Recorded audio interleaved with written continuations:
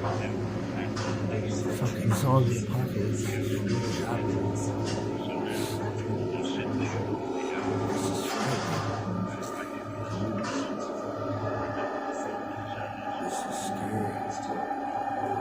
Good evening. I'm Johnny Rhodes with breaking news from Millfield Cemetery, where police are investigating what they're calling an unprovoked assault on a groundskeeper earlier this afternoon. The victim, who was conducting routine maintenance near the older section of the cemetery, was reportedly attacked by what witnesses describe as a vagrant. The groundskeeper suffered severe lacerations to his arms and neck before managing to escape and call for help. What makes this incident particularly disturbing is the nature of the attack itself, which witnesses say appeared to be motivated by an almost animalistic hunger rather than robbery or any discernible motive. Additionally, we're receiving reports of similar incidents from 3 neighboring counties over the past 2 weeks, suggesting this may be part of a larger pattern of violent behavior. We now go live to Frank Redfield at the scene. Thanks, Johnny. I'm standing here at Millfield Cemetery where just 6 hours ago, groundskeeper Thomas Mitchell was brutally attacked while trimming hedges near the colonial section. Mitchell, who has been treated and released from Millfield General, agreed to speak with us about what he experienced, though I have to warn viewers that his account is deeply disturbing. According to Mitchell, his attacker emerged from behind a large headstone and immediately lunged at him without warning or provocation. The groundskeeper says the individual moved in an unnatural, jerky manner, almost like someone learning to walk for the first time. But Johnny, it's Mitchell's description of his attacker that has everyone here unsettled. He described the man as unnaturally cold to the touch, with skin that appeared gray and mottled, almost like leather left in the rain. Most disturbing, Mitchell says the man smelled of rot, like meat that had been left in the sun for days. The attacker's fingernails were blackened and appeared to be peeling away from the nail beds, while his eyes were completely clouded over, almost white, yet somehow still seemed to track Mitchell's movements with predatory focus. Perhaps most chilling of all, Mitchell reports that during the entire attack, the individual never spoke, never made any sound except for a low, constant moaning that seemed to come from deep in his chest. The groundskeeper says it was unlike any human sound he'd ever heard. Back to you, Johnny. Have police been able to locate this individual? And what about the investigation itself? I understand there's been some unusual evidence discovered at the scene. That's correct, Johnny. The investigation has taken several unexpected turns since this afternoon. Police have cordoned off a significant section of the cemetery after discovering what they're calling extensive property damage. Several headstones appear to have been disturbed from below, with soil pushed upward in irregular patterns. More troubling, there are reports of freshly turned earth in areas where no recent burials have taken place, and at least 3 grave sites show evidence of having been disturbed from the inside out. Cemetery records indicate these particular graves haven't been opened since the original enterments, some dating back over 50 years. Groundskeepers report finding splintered coffin wood scattered around these sites, with the wood showing stress fractures that appear to have originated from within the caskets themselves. We now go live to Sheriff Harry McClellan, who is overseeing the investigation. Thank you, Frank. Now look, we're treating this as a standard assault case with some unusual circumstances.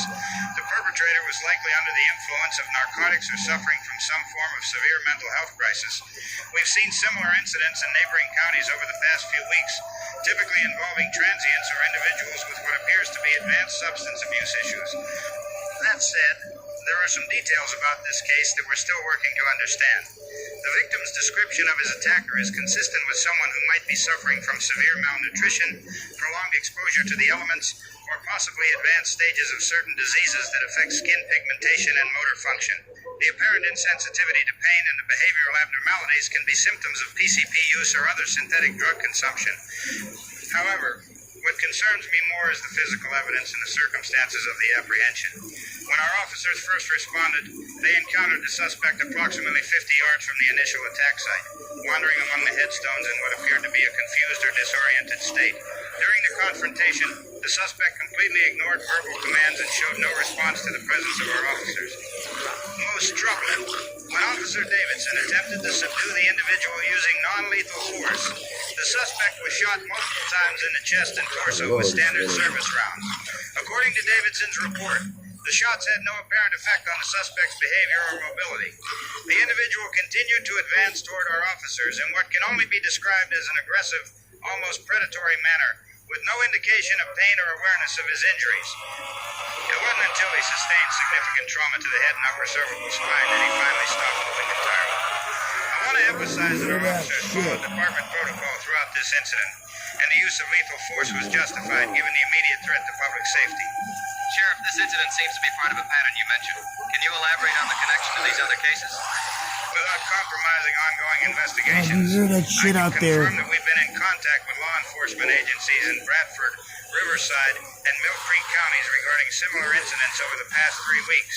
Each case involves unprovoked attacks by individuals matching remarkably similar physical descriptions and behavioral patterns. The consistency of these reports across multiple jurisdictions is, frankly, unprecedented in my experience. What's particularly noteworthy is that in each case, the suspect showed the same apparent immunity to standard crowd control and non-lethal suppression techniques.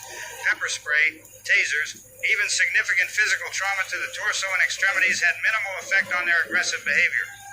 In related developments, Millfield Animal Control has reported discovering several Oh my god. What the fuck was that?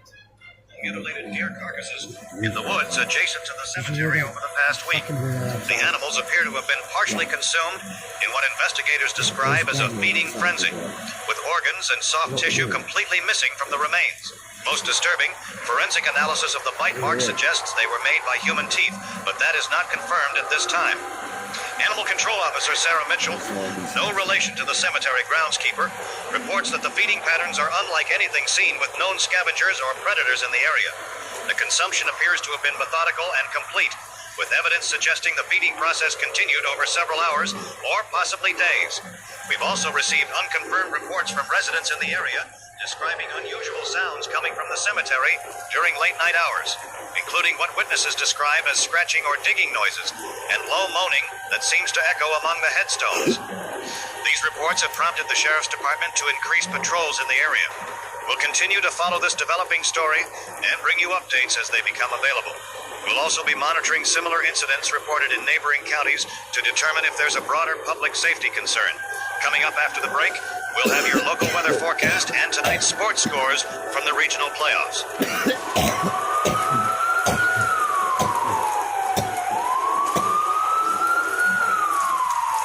We're gonna be here till whatever.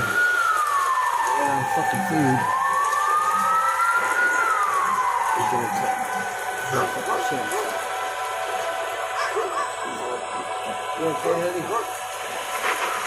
Watch the number What one do you thinking? family It's a movie in apocalypse America. going on. It's been going on for like a month. Almost. People are still talking about it.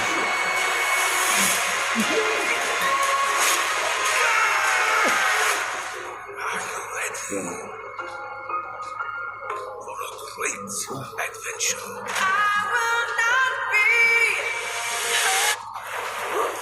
Oh, turn that music off, dude. Thank you.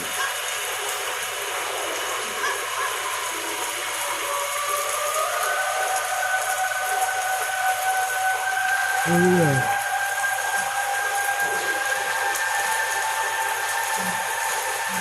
All right, folks. Welcome back to Late Night Conversations. I'm Ben Kennedy, and we've got Sheriff Harry McClellan from Millfield County on the line tonight. Sheriff, thanks for taking the time to talk with us about these recent incidents that have been making headlines across the region. Now, you've been in law enforcement for 15 years. You've dealt with everything from domestic disputes to drug raids. But this cemetery incident and these other similar cases you mentioned, they seem to be in a category all their own. What's your gut telling you about what we're really dealing with here? Ben, I appreciate you having me on, and I think it's important for the community to understand what law enforcement is seeing on the ground level. In 15 years of police work, I've encountered every kind of drug-fueled attack you can imagine. Mental health crises, violent confrontations involving suspects under the influence of everything from alcohol to synthetic stimulants. But this situation has elements that simply don't fit into any category I've been trained to handle. The suspect's behavior was unlike anything I've personally witnessed or read about in any law enforcement manual. Complete lack of response to verbal commands, no apparent awareness of his environment beyond identifying potential targets, and an almost single-minded focus on attacking anyone within reach. It was less like dealing with a person experiencing a psychological episode and more like trying to stop a predatory animal operating purely on instinct. You mentioned in your press conference that this wasn't an isolated incident. You've been coordinating with other counties. When you compare notes with other sheriffs, are they describing identical behavior patterns, or are there variations that might give us clues about what's causing this? The consistency across jurisdictions is what makes this so concerning, Ben. Over the past 3 weeks, we've documented attacks in Bradford County, Riverside County, Mill Creek, and now here in Millfield. In every single case, the physical description of the suspects is remarkably similar. Gray or ashen skin tone, apparent insensitivity to pain, that distinctive odor of decay that multiple witnesses have reported, and clouded or completely white eyes. But here's what really keeps me up at night. In each case, multiple gunshot wounds to the torso had no stopping effect whatsoever. Now, I've been in situations where suspects on PCP or methamphetamine seem to shrug off what should have been incapacitating injuries. The human body can do remarkable things under extreme chemical influence, but this is fundamentally different.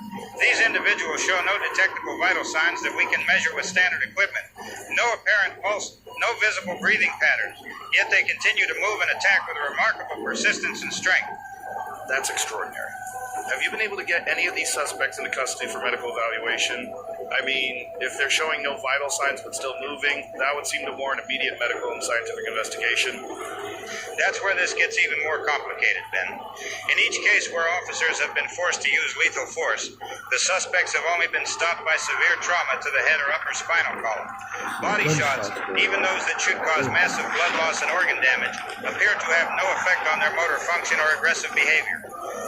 We've submitted tissue samples and biological evidence to the State Crime Lab and requested consultation from the CDC, but the preliminary results are, well, they're raising more questions than they're answering. The tissue samples show signs of advanced decomposition, cellular breakdown that should be incompatible with any form of motor activity, yet we know these individuals were mobile and aggressive right up until the moment of complete neural destruction. Jesus, Sheriff. You're describing biological processes that seem to contradict basic medical science. Have you consulted with any infectious disease specialists? Could we be looking at some kind of pathogen that affects the nervous system while somehow maintaining basic motor function? We've reached out to medical professionals, but honestly, Ben, most of them are as baffled as we are. Dr. Barbara Chambers at Millfield General has been consulting on the cases, and she's documented some disturbing patterns in the victims who survived these attacks.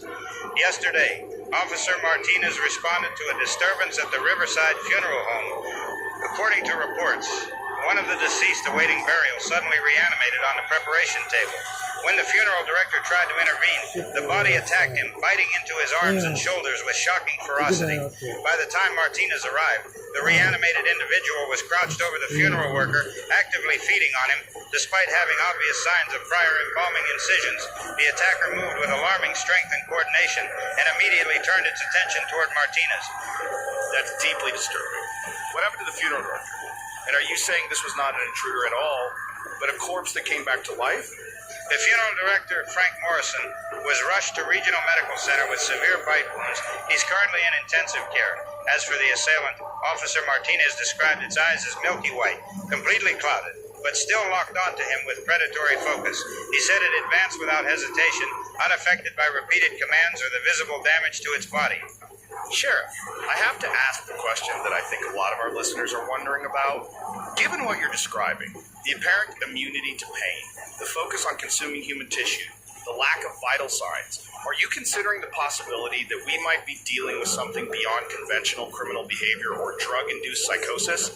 Ben, I'm a practical man. I believe in evidence, forensic science, and logical explanations for criminal behavior. But I'd be lying if I said the evidence we're collecting fits into any framework I was trained to understand.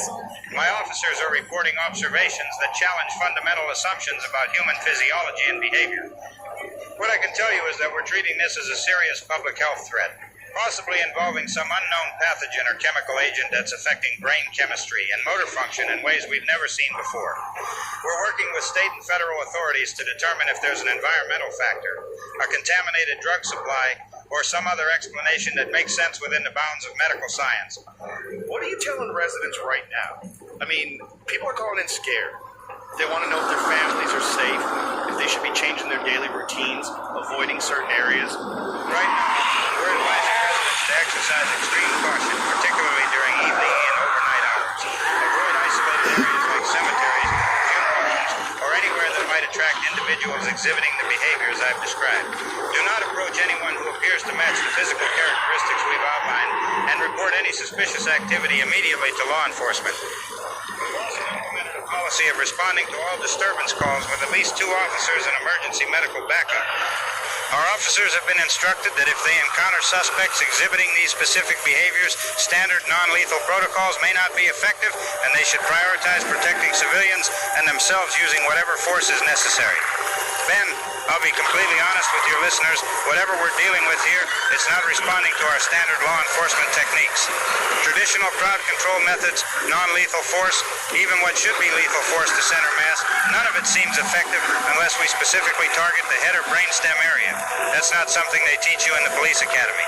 And it suggests we're dealing with individuals whose neurological function has been fundamentally altered in ways we don't yet understand. Have you been in contact with other law enforcement agencies outside your immediate region? I'm wondering if this pattern might be appearing in other parts of the state or country, and we're just not hearing about it yet through normal news channels. That's an excellent question, Ben. We've reached out through state police networks and federal law enforcement databases to see if similar incidents are being reported elsewhere. So far, the pattern seems to be concentrated in our region, but there have been some concerning reports from urban areas about unexplained mortuary break-ins and attacks near medical facilities. What worries me is that we might be seeing the early stages of something much larger. If this is caused by an infectious agent or environmental contamination, the geographic clustering suggests it could spread beyond our immediate area. That's why we're working closely with state health authorities to identify any common factors among the affected individuals or locations. Sheriff, before we wrap up, is there anything specific you want our listeners to know? Any signs they should watch for in their communities or even in people they know? The most important thing is to trust your instincts, Ben. If you encounter someone exhibiting the physical characteristics I've described, particularly the gray skin tone, the apparent insensitivity to pain, or that distinctive odor of decay, do not attempt to approach or assist them. Call 911 immediately and keep your distance. Also, be aware of unusual activity around cemeteries, funeral homes, or medical facilities. We've had reports of disturbances at these locations that preceded several of the attacks. If you see evidence of graves being disturbed or hear unusual sounds coming from these areas at night, report it immediately. Most importantly, if anyone in your family or social circle begins exhibiting dramatic changes in behavior, particularly increased aggression combined with physical symptoms like skin discoloration or apparent insensitivity to injury, seek medical attention immediately and consider the possibility that they may pose a danger to themselves and others. Well, Sheriff, I want to thank you for your time and your transparency about this situation. It's clear you and your officers are dealing with something unprecedented, and we appreciate you keeping the public informed as you learn more. For folks just tuning in, that was Sheriff Harry McClellan discussing the recent unusual incidents in Millfield County and the surrounding region.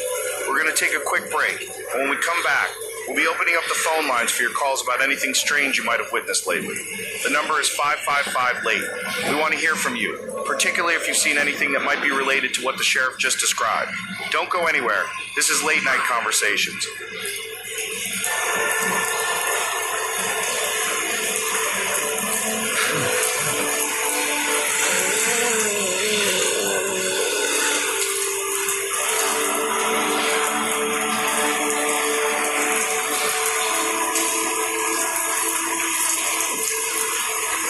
Avengers, X-Men, Guardians, and more are here in the brand new limited time game mode, Team Clash. There are 5 teams total to choose from, and each team brings their own unique ability. Every team has 6 core characters. They might look familiar, but they have completely different, very powerful abilities. Exclusive to Team Clash. It's easy to tell these cards apart because they have these really cool unique team borders and the Team Clash logo above their... Good evening, I'm Johnny Rhodes with continuing coverage of what authorities are now calling the Millfield event, marking day 4 since the initial cemetery incident. In a disturbing development to the situation we've been monitoring, the missing person we reported on during day 2 has been found deceased in a wooded area approximately 2 miles from Millfield Cemetery. The victim, identified as 19-year-old Rebecca Crane, was discovered by search teams this morning in a condition that medical examiner Dr. Patricia Foster describes as unlike anything in her 20-year career. According to preliminary examination, the victim appears to have been partially consumed over an extended period, with evidence suggesting the feeding process may have continued for several hours after death. Most disturbing, bite marks found on the remains show a pattern of repeated feeding, as if the attacker returned multiple times to the same location. The State Emergency Operations Center has elevated this to a Level 2 incident, triggering coordination protocols with FEMA Region V and CDC Atlanta. We now go live to Frank Redfield with more on this developing story. Thank you, Johnny. I'm here at Pine Ridge, where search teams made the grim discovery earlier today. The scene has been cordoned off by both county sheriff's deputies and what appear to be state medical investigators, though officials have been reluctant to provide details about their specific involvement.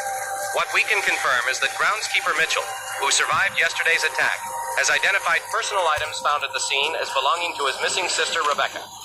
Mitchell told investigators that Rebecca had been searching the cemetery grounds for him after the attack, apparently becoming separated from family members who had come to check on his condition. But Johnny, it's the condition of the discovery site that has investigators most concerned. Multiple witnesses described finding not just Rebecca's remains, but evidence of extensive ground disturbance in the surrounding area. Soil has been churned up across nearly a quarter acre, and there are reports of additional bone fragments and tissue scattered throughout the wooded area, suggesting multiple victims or multiple feeding events. Perhaps most disturbing, cemetery records show that this particular wooded area is actually part of the original Millfield burial ground, established in the 1800s before modern record keeping. Groundskeepers report finding remnants of deteriorated headstones and what appear to be fragments of very old coffins scattered throughout the area where Rebecca was discovered. Back to you, Johnny. Frank, have authorities provided any explanation for how these historical burial sites might be connected to the recent attacks? That's exactly what has everyone here so puzzled, Johnny. Cemetery maintenance supervisor Dale Whitman has been working these grounds for over 30 years, and he tells me that some of the graves in this section haven't been disturbed since the original burials well over a century ago. Yet today, search teams found evidence that dozens of these old grave sites have been excavated from below, with soil and coffin remnants pushed up through several feet of packed earth. Whitman described finding burial sites that have been completely emptied, with no trace of the original occupants except for scraps of deteriorated burial clothing and fragments of very old bones that appear to have been gnawed or scraped clean. The pattern of disturbance suggests something was clawing its way up from deep underground, working through layers of soil and root systems that should have been impenetrable to human effort. We now go live to Dr. Barbara Chambers, who is serving as a medical consultant on these cases. Thank you, Johnny. I need to be very clear that what we're observing falls outside normal medical parameters. And I'm speaking with you today because I believe the public has a right to know what healthcare professionals are encountering. The CDC has designated this as a public health emergency of international concern as of 1400 hours today. And we're coordinating with the National Institute of Allergy and Infectious Diseases regarding the unprecedented nature of these cases. The bite victims we've treated show signs of infection that progress far more rapidly than anything in medical literature. Within hours of being bitten, patients develop severe fever, rapid tissue necrosis around the wound sites, and most troubling, complete organ failure despite their vital organs showing no signs of direct trauma. What makes this particularly disturbing is the behavior changes we observe in the final stages. Patients become increasingly agitated and aggressive.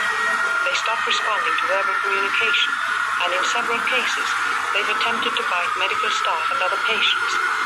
Most disturbing of all, we've had 3 patients who were declared clinically dead after complete organ failure. Yet within hours of death, their bodies showed signs of renewed motor activity. These patients had no detectable pulse, no brain activity on EEG, no respiratory function, yet they began moving and attempting to leave their beds. When staff attempted to restrain them, these deceased patients became violent and tried to bite anyone within reach.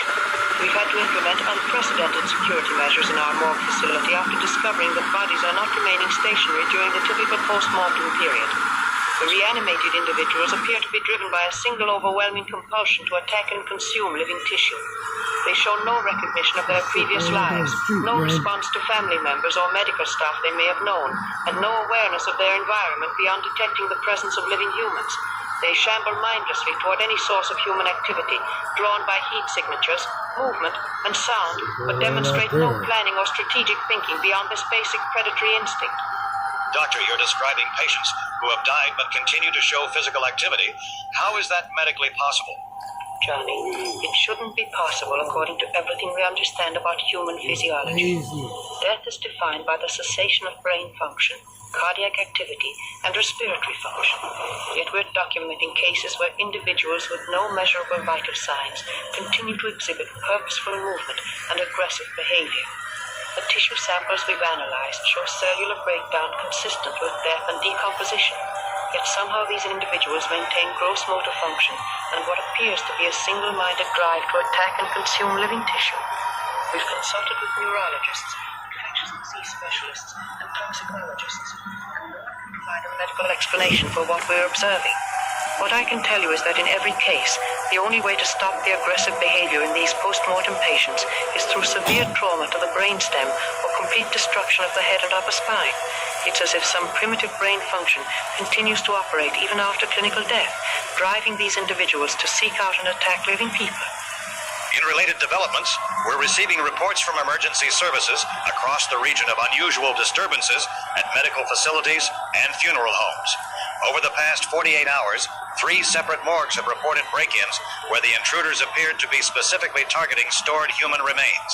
Security footage from Regional Medical Center shows individuals matching the physical descriptions from previous attacks, accessing refrigerated storage units and feeding on the bodies inside. Most disturbing, the footage shows that these intruders were accompanied by what appeared to be recently deceased individuals, moving in groups through hospital corridors with single-minded focus on reaching areas where bodies are stored. Hospital Security Chief Robert Kane reports that standard security measures proved completely ineffective, as the intruders showed no response to verbal warnings, physical barriers, or even direct physical confrontation. We've also received unconfirmed reports from residents throughout the region describing unusual sounds during overnight hours. Multiple callers report hearing what they describe as collective moaning or wailing that seems to move through neighborhoods, accompanied by the sound of scratching at doors and windows. Several residents report discovering damage to their homes consistent with persistent clawing or digging, particularly around basement windows and exterior doors. The CDC has announced they are sending a team of specialists to investigate what they're calling an unprecedented biological phenomenon, though they've declined to provide specifics about their preliminary findings or recommended containment procedures. We'll continue following this developing story and bring you updates as more information becomes available. Coming up after the break, we'll have traffic and weather, plus reaction from local officials about new safety recommendations for residents.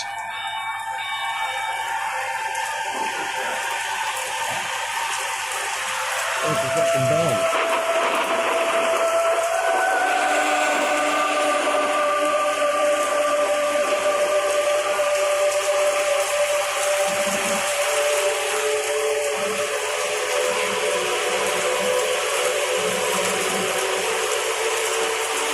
I quit my part-time job. What? Why would you do that? I found something better. My mate told me to sign up for ProGrad. Well, what's that? It's a side hustle website with loads of different ways of making money. That sounds interesting. What do you do on there? There's reviewing products, surveys, cashback, even gaming apps.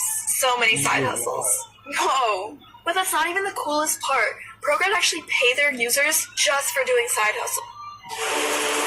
All right, listen up, people, because what I'm about to tell you is going to blow your mind wide open, and the mainstream media sure as hell isn't going to give you the real story here. My name is Don Romero, and I've been tracking corporate malfeasance and government cover-ups for over 15 years, and what's happening in these rural counties right now is the direct result of illegal pharmaceutical testing that's gone catastrophically wrong.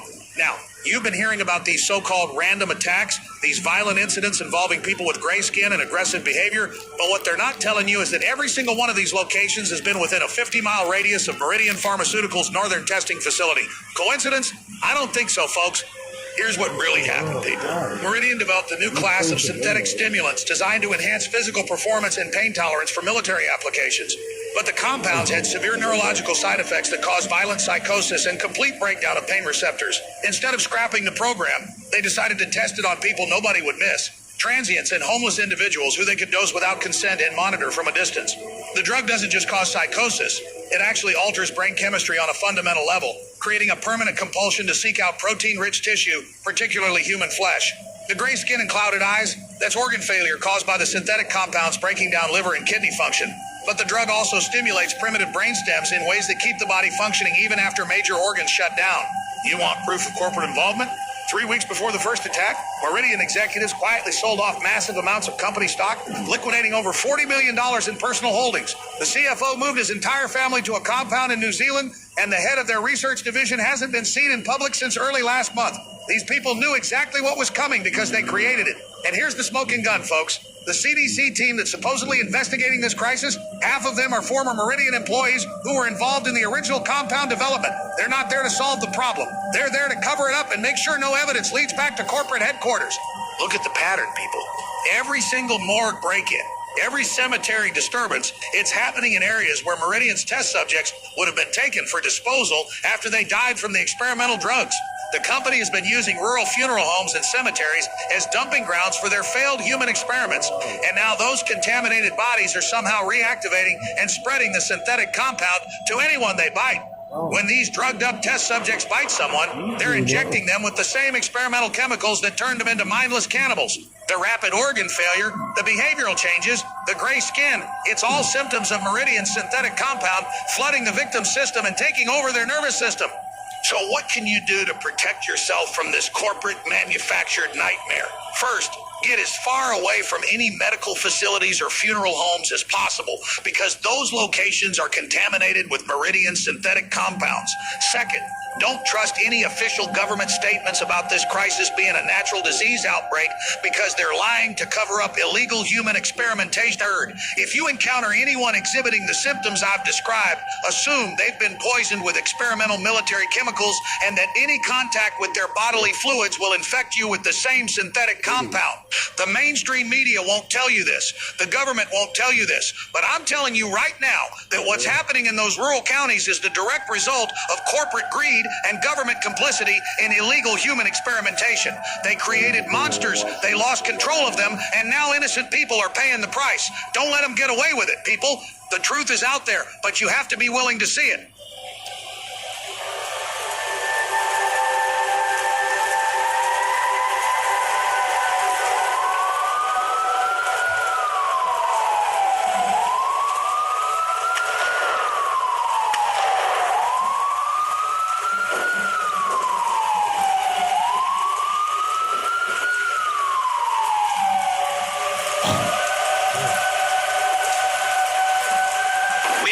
Regular programming with breaking news from University Medical Center. I'm Johnny Rhodes. We're getting reports of what witnesses describe as an unprecedented medical emergency involving multiple fatalities and injuries among hospital staff. Emergency responders are on scene, but initial reports suggest that standard medical and law enforcement protocols are proving completely ineffective.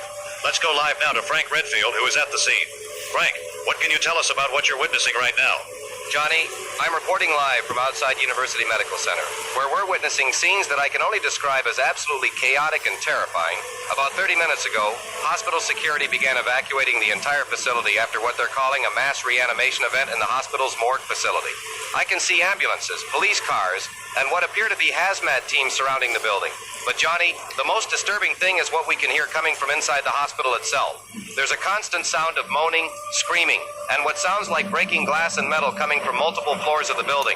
Frank, you're saying that deceased individuals stored in the hospital morgue have somehow become mobile and are attacking staff?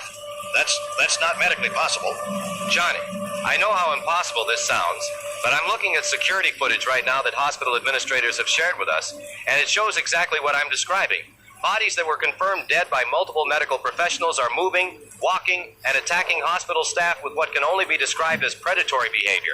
Hospital staff who managed to evacuate are describing scenes of deceased patients rising from morgue tables and attacking anyone they encounter. According to morgue supervisor Janet Blair, whom I spoke with just moments ago, 14 bodies that had been declared dead hours or even days earlier began showing motor activity simultaneously and broke free from their storage compartments. The hospital security footage, which we've been permitted to review, shows these reanimated individuals moving through corridors with single-minded focus on attacking living people. They seem to detect the presence of living people and move directly toward them, following them through the hospital's maze-like layout. Perhaps most chilling, the footage shows these individuals completely ignoring other reanimated corpses, focusing exclusively on attacking and attempting to consume living humans. When they encounter living people, their behavior becomes frenzied and violent. But when only other reanimated corpses are present, they appear to enter a dormant state, standing motionless until living humans come within their apparent sensing range. Frank, what is the current status of hospital personnel? Are there casualties? Johnny, the casualty reports are devastating. 7 staff members have been confirmed injured with severe bite wounds, with 4 currently in critical condition at Regional Medical Center. But what's most disturbing is that hospital administrators are reporting they've lost contact with additional personnel who are working in areas where the reanimated individuals were last seen. The National Guard has been called in to secure the facility, but their standard protocols appear to be completely inadequate for this type of situation. We're also learning that this isn't an isolated incident, Johnny. Similar mass reanimation events have been reported at medical facilities in 6 other states over the past 24 hours, always following the same pattern of emergence from morgue facilities followed by hunting behavior targeting living humans. Federal She's a health good friend officials of have the issued household. advisories to all hospitals and Good funeral little homes to girl. implement immediate isolation She's protocols precious. for deceased individuals, She's though they gone. provided no explanation for why such measures would be necessary for bodies that should be medically inert. We're now joined by Dr. Chris Foster, who has been analyzing similar incidents and tissue samples from affected individuals. Dr. Foster? Thank you, Johnny. What I'm about to tell you represents the most disturbing medical findings in the history of infectious disease research, and I need everyone to understand that we're dealing with phenomena that exist completely outside established medical frameworks. The tissue samples we've recovered from these reanimation incidents show cellular breakdown consistent with death that occurred days or weeks ago, yet somehow these individuals maintain gross motor coordination and what appears to be a single-minded drive to attack and consume living tissue. Most disturbing from a medical standpoint is their apparent immunity to conventional methods of incapacitation. We've observed individuals continue aggressive behavior despite massive blood loss, organ damage that should be immediately fatal, and traumatic injuries to limbs and torso that would normally result in immediate unconsciousness or death. The only intervention that consistently stops their motor activity is severe trauma to the brainstem or complete destruction of the head and upper cervical spine. Dr. Foster, you're describing biological processes that seem to contradict everything we know about death and human physiology. How is this medically possible? That's exactly the problem we're facing. This suggests that whatever is driving their behavior operates through some primitive neurological function that doesn't require the complex brain systems normally associated with consciousness, decision-making, or even basic survival responses. They appear to be operating on pure brainstem function, driven by nothing more than the most basic biological imperative to feed on living human flesh. They detect living humans through heat signatures and movement, then pursue those targets with mechanical persistence that continues indefinitely until they either reach their objective or suffer complete neurological destruction. Dead tissue doesn't repair itself, non-functioning brains don't process information, and decomposed bodies don't maintain motor function for extended periods. Yet we're documenting all of these impossible phenomena simultaneously across multiple locations. We're being forced to confront the possibility that there are aspects of existence, forms of energy or biological processes that operate according to principles we don't understand and may not be capable of understanding using conventional scientific methods. Thank you, Doctor.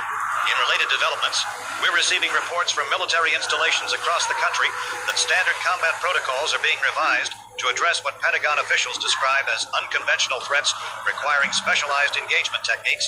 While military spokespersons have declined to provide specifics, sources indicate that troops are being trained in precision targeting methods focused on immediate neurological incapacitation rather than conventional center mass engagement.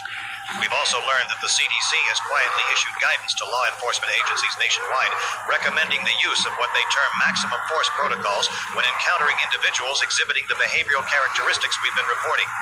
This guidance specifically recommends targeting the head and upper spine area, contradicting decades of law enforcement training that emphasizes non-lethal force and center mass targeting for officer safety. Perhaps most disturbing, morgues and funeral homes across the affected regions are reporting that their facilities can no longer safely store human remains using traditional methods, with multiple locations implementing what they describe as immediate cremation protocols to prevent what one funeral director called post-mortem security breaches. We'll continue following this unprecedented crisis and bring you updates as more information becomes available. After the break, we'll have exclusive footage from the University Medical Center incident and reaction from federal health officials.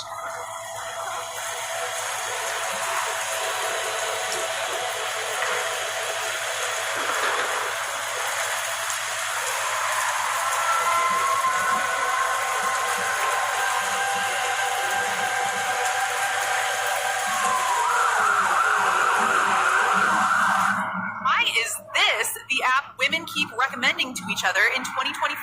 Snacksy is basically the easiest way to earn real gift cards from casual games. Match 3, Merge, Solitaire, the games we already play to relax. But now they actually pay you. The payouts are fast. The milestones make sense. And honestly, it feels good to get a little something extra without doing more work. Here's how to join this wave. Download Snacksy on Google Play. Peek at the reviews before you do. Pick a game you want to earn from. Hit those milestones. Redeem for Amazon, Visa, Starbucks, PayPal, whatever you want. This is the easiest win you'll get all week.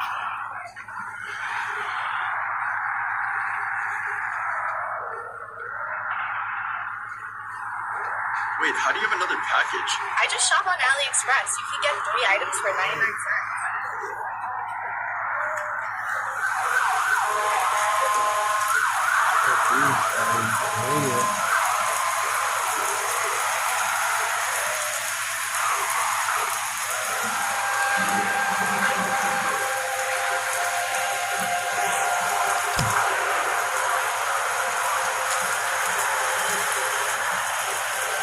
Our regular programming with breaking news from Washington. President Albert Wesker is about to address the nation regarding the ongoing medical crisis that has now spread to multiple states. This marks the president's first public statement since reports began emerging of what officials are calling unprecedented biological phenomena affecting morgues and medical facilities nationwide. Federal sources indicate the president will be outlining the administration's response to these incidents and providing guidance for American citizens. We now take you live to the White House. Ladies and gentlemen, the President of the United States. Thank you very much. My fellow Americans, I want to talk to you tonight about what's happening in our country. And let me tell you, the fake news media is doing what they always do, which is making everything sound much worse than it actually is. Much worse. We're dealing with some isolated health incidents, some very unusual health incidents. But we have the most incredible medical professionals in the world working on this. The best doctors, the best scientists. People tell me they're the smartest people they've ever seen. Now, I've been briefed extensively on this situation, and what we're seeing is probably some kind of new drug, maybe a designer drug that's making people act very strangely, very aggressively. It reminds me of those zombie movies. You know the ones, Night of the Living Dead, Dawn of the Dead. Great movies, by the way. Tremendous movies. But this isn't the movies, folks. This is real life. And in real life, we have solutions. I want to be very clear about something. The previous administration left us completely unprepared for this kind of crisis. Completely unprepared. Yeah. They gutted our medical response capabilities. They ignored warning signs. And frankly, if they were still in charge right now, this would be 10 times worse. 10 times. But we're not going to let that happen because we have the most beautiful response team, the most incredible task force you've ever seen. I've put together a tremendous team, the best people, and we're going to solve this problem very quickly. Very, very quickly. We're talking to governors. We're talking to mayors. We're coordinating with the CDC, which, by the way, is doing a much better job now that we've cleaned house there. Much better. Now, some people are saying this is like those movies where the dead come back to life. But let me tell you, I've seen all those movies. The Walking Dead, fantastic show. Really fantastic, but those are actors, folks. Those are special effects. What we're dealing with here is probably some kind of synthetic drug that makes people behave like they're in one of those movies. It's very sad, very tragic, but it's not supernatural. It's not magic. It's chemistry, and we know chemistry. I've been working with our military leaders, incredible generals, the best generals we've ever had, and they've assured me that our brave men and women in uniform know exactly how to handle situations like this. They've been training for unusual scenarios, and they're ready to deploy wherever necessary to protect American citizens. We're also working with pharmaceutical companies to develop treatments and countermeasures. These companies, many of which I know personally, have assured me they're putting their best scientists on this problem. The best. We're going to have beautiful solutions, tremendous solutions, probably the best solutions anyone's ever seen for this kind of situation. In the meantime, I want all Americans to remain calm and follow the guidance of local authorities. If you see someone acting strangely, someone who looks like they might be under the influence of these dangerous drugs, don't approach them. Call law enforcement immediately. Our police officers and first responders are being briefed on special techniques for handling these situations safely. Let me also say this, and this is very important. Some people are trying to use this crisis to attack our administration, to say we're not doing enough, but that's fake news, folks. Pure fake news. We've responded faster and more effectively than any administration in history would have responded. Faster than Obama, faster than Bush, faster than anyone. We're setting Shit records is for crazy. emergency response time. I want to thank the incredible We governors got it on who are video, working but with us, the fantastic ads mayors, the lag. amazing medical professionals who are on the front lines of this situation. Fucked up shit. They're doing tremendous work, really tremendous work, and On together video we're right going to solve now. this problem completely. So in President. conclusion, my fellow Americans, we are on top of this No. situation. We have the best people working on it, the best resources, the best technology. This is not like those scary movies where everything falls apart. Because we have a Well, government we're that coming back works, to the movie, a guys. military that's second to none, and leadership that knows how to get things done. We're going to get through this together, and we're going to come out stronger than ever before. Thank you.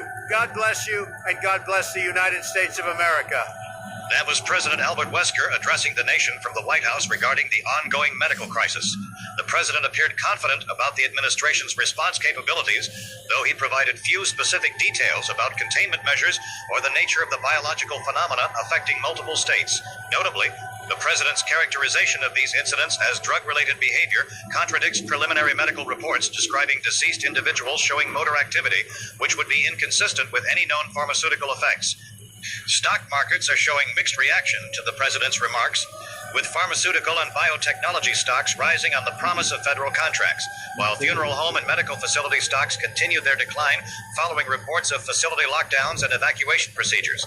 We'll continue monitoring the federal response to this developing crisis and bring you updates as more information becomes available. Coming up next, we'll have exclusive interviews with medical personnel who witnessed today's incidents at University Medical Center.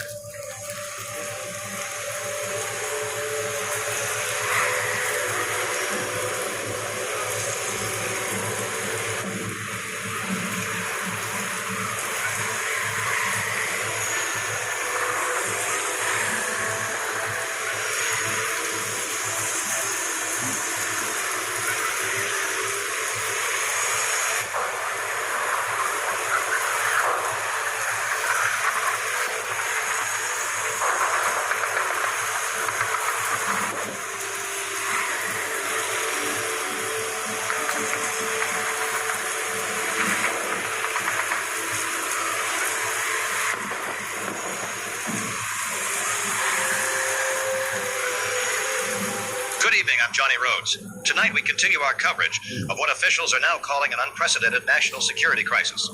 Day 10 of the Millfield event has brought the first major clashes between U.S. forces and massive groups of hostile individuals, overwhelming forward operating base Harrison, along with 3 other sites in the region.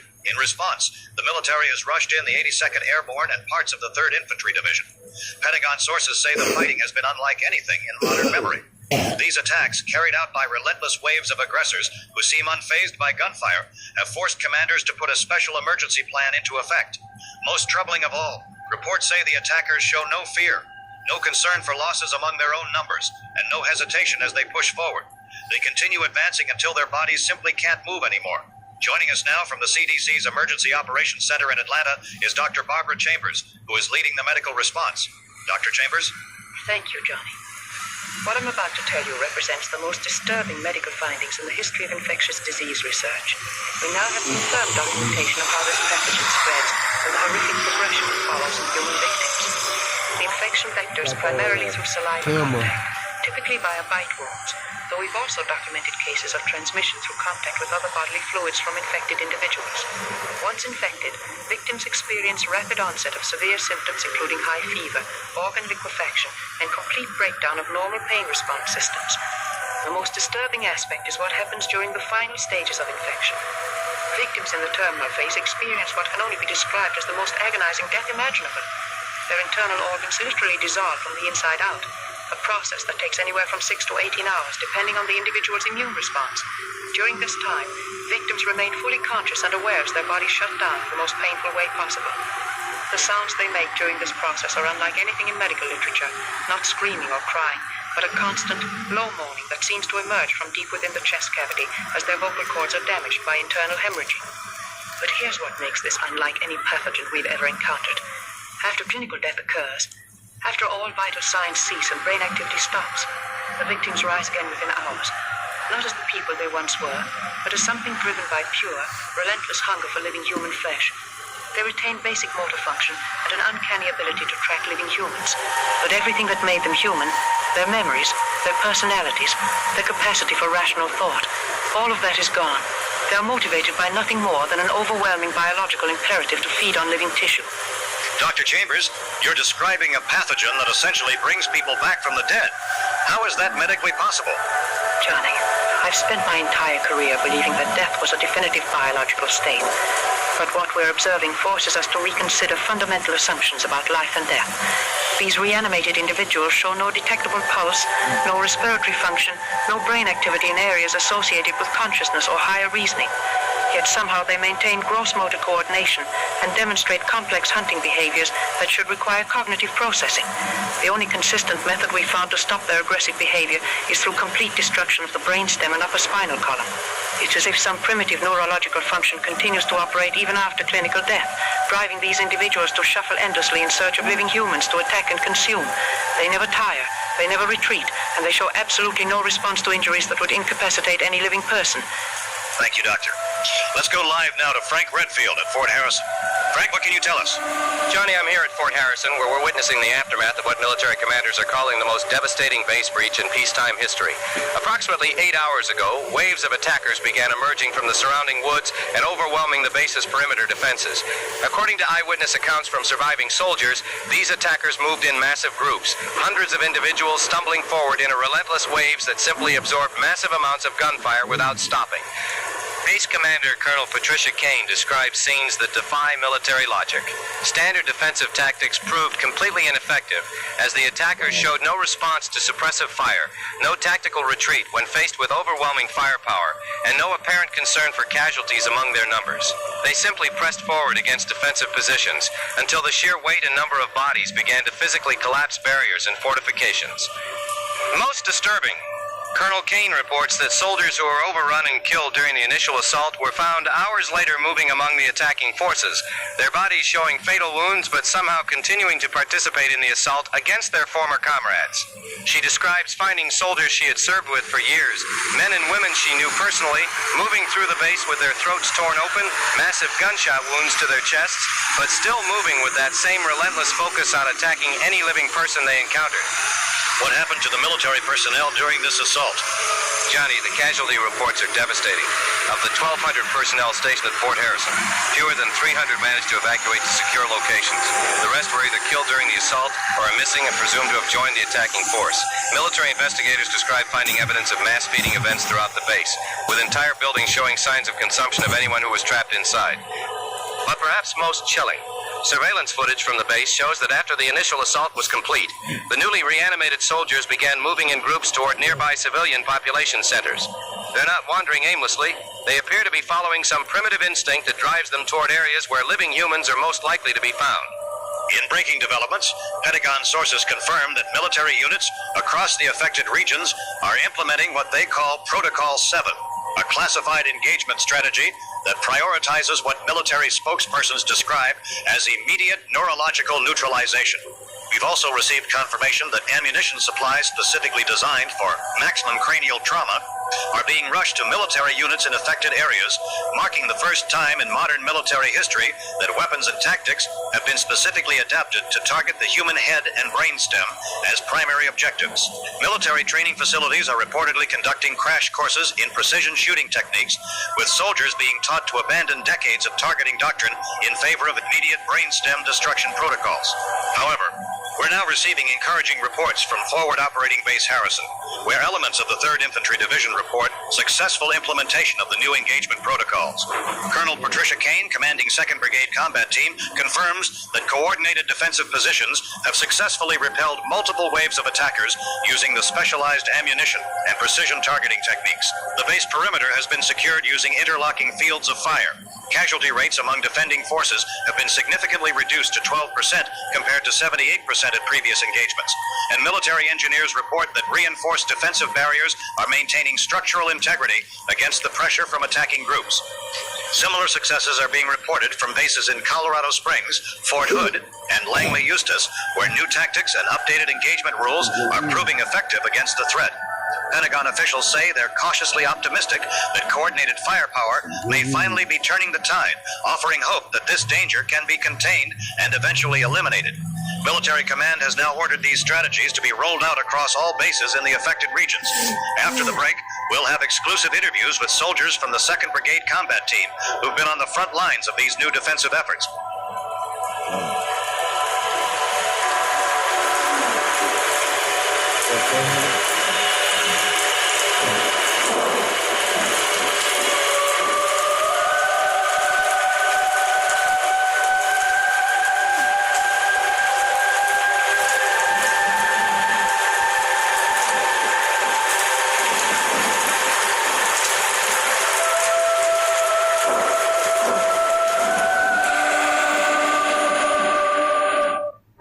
Spectrum Mobile is perfect for us. We're constantly connected.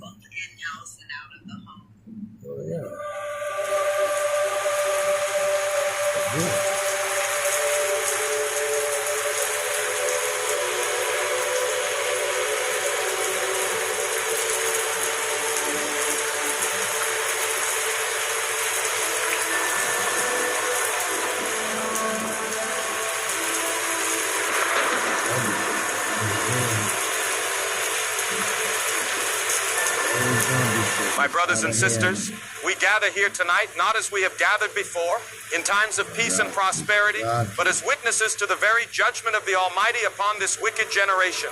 For what we see unfolding across our nation is not some medical mystery or biological accident, but the very hand of God moving in terrible judgment against a people who have turned their backs on righteousness and embraced every manner of sin and depravity. The dead walk among us, my friends, because hell itself has grown full to overflowing with the souls of the wicked, and the earth can no longer contain the corruption that has spread like a cancer through the heart of mankind. Turn with me to the book of Revelation, chapter 20, where John writes of the time when death and hell shall give up their dead, and the sea shall give up the dead which were in it. But these are not the righteous dead rising to meet their Savior in the air.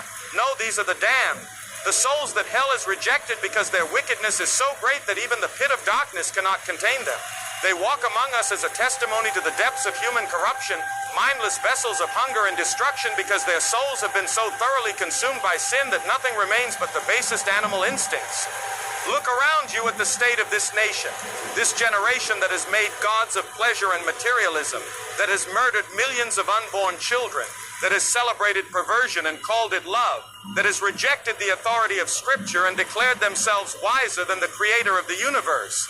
We have sown the wind of rebellion against God's holy laws, and now we reap the whirlwind of divine judgment. These shambling corpses that tear at the flesh of the living are nothing more than the physical manifestation of the spiritual death that has already consumed the hearts of this generation. They hunger for flesh because their souls have been starved of righteousness. They cannot die because they have already chosen eternal death through their rejection of the gospel of salvation. The prophet Ezekiel spoke of a valley of dry bones, bones that came together and took on flesh at the command of the Lord, but these bones were restored to life as an act of divine mercy and restoration. What we witness now is the inverse of that divine miracle, the walking dead as instruments of divine wrath, shambling testimonies to the fact that a nation that rejects God will find itself consumed by the very corruption it has embraced. They cannot rest in death because this generation has chosen to live as if God were dead. And now death itself rebels against the natural order, spilling out into the world of the living as a plague of judgment that cannot be stopped by human wisdom or strength.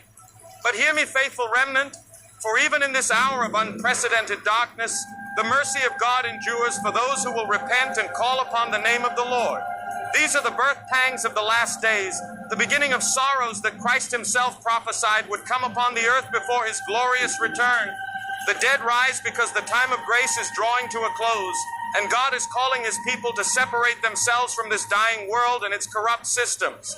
Do not trust in the arm of flesh. Do not look to governments or military might or medical science to save you from this judgment, for all the wisdom of man is foolishness before God, and all the strength of man is weakness compared to the power of the Almighty. Instead, fall on your faces before the throne of grace while mercy may still be found. Confess your sins and the sins of this nation. Plead the blood of Jesus Christ over your families and your communities, and prepare your hearts for the return of the King of Kings, who alone can speak peace to this storm of divine wrath.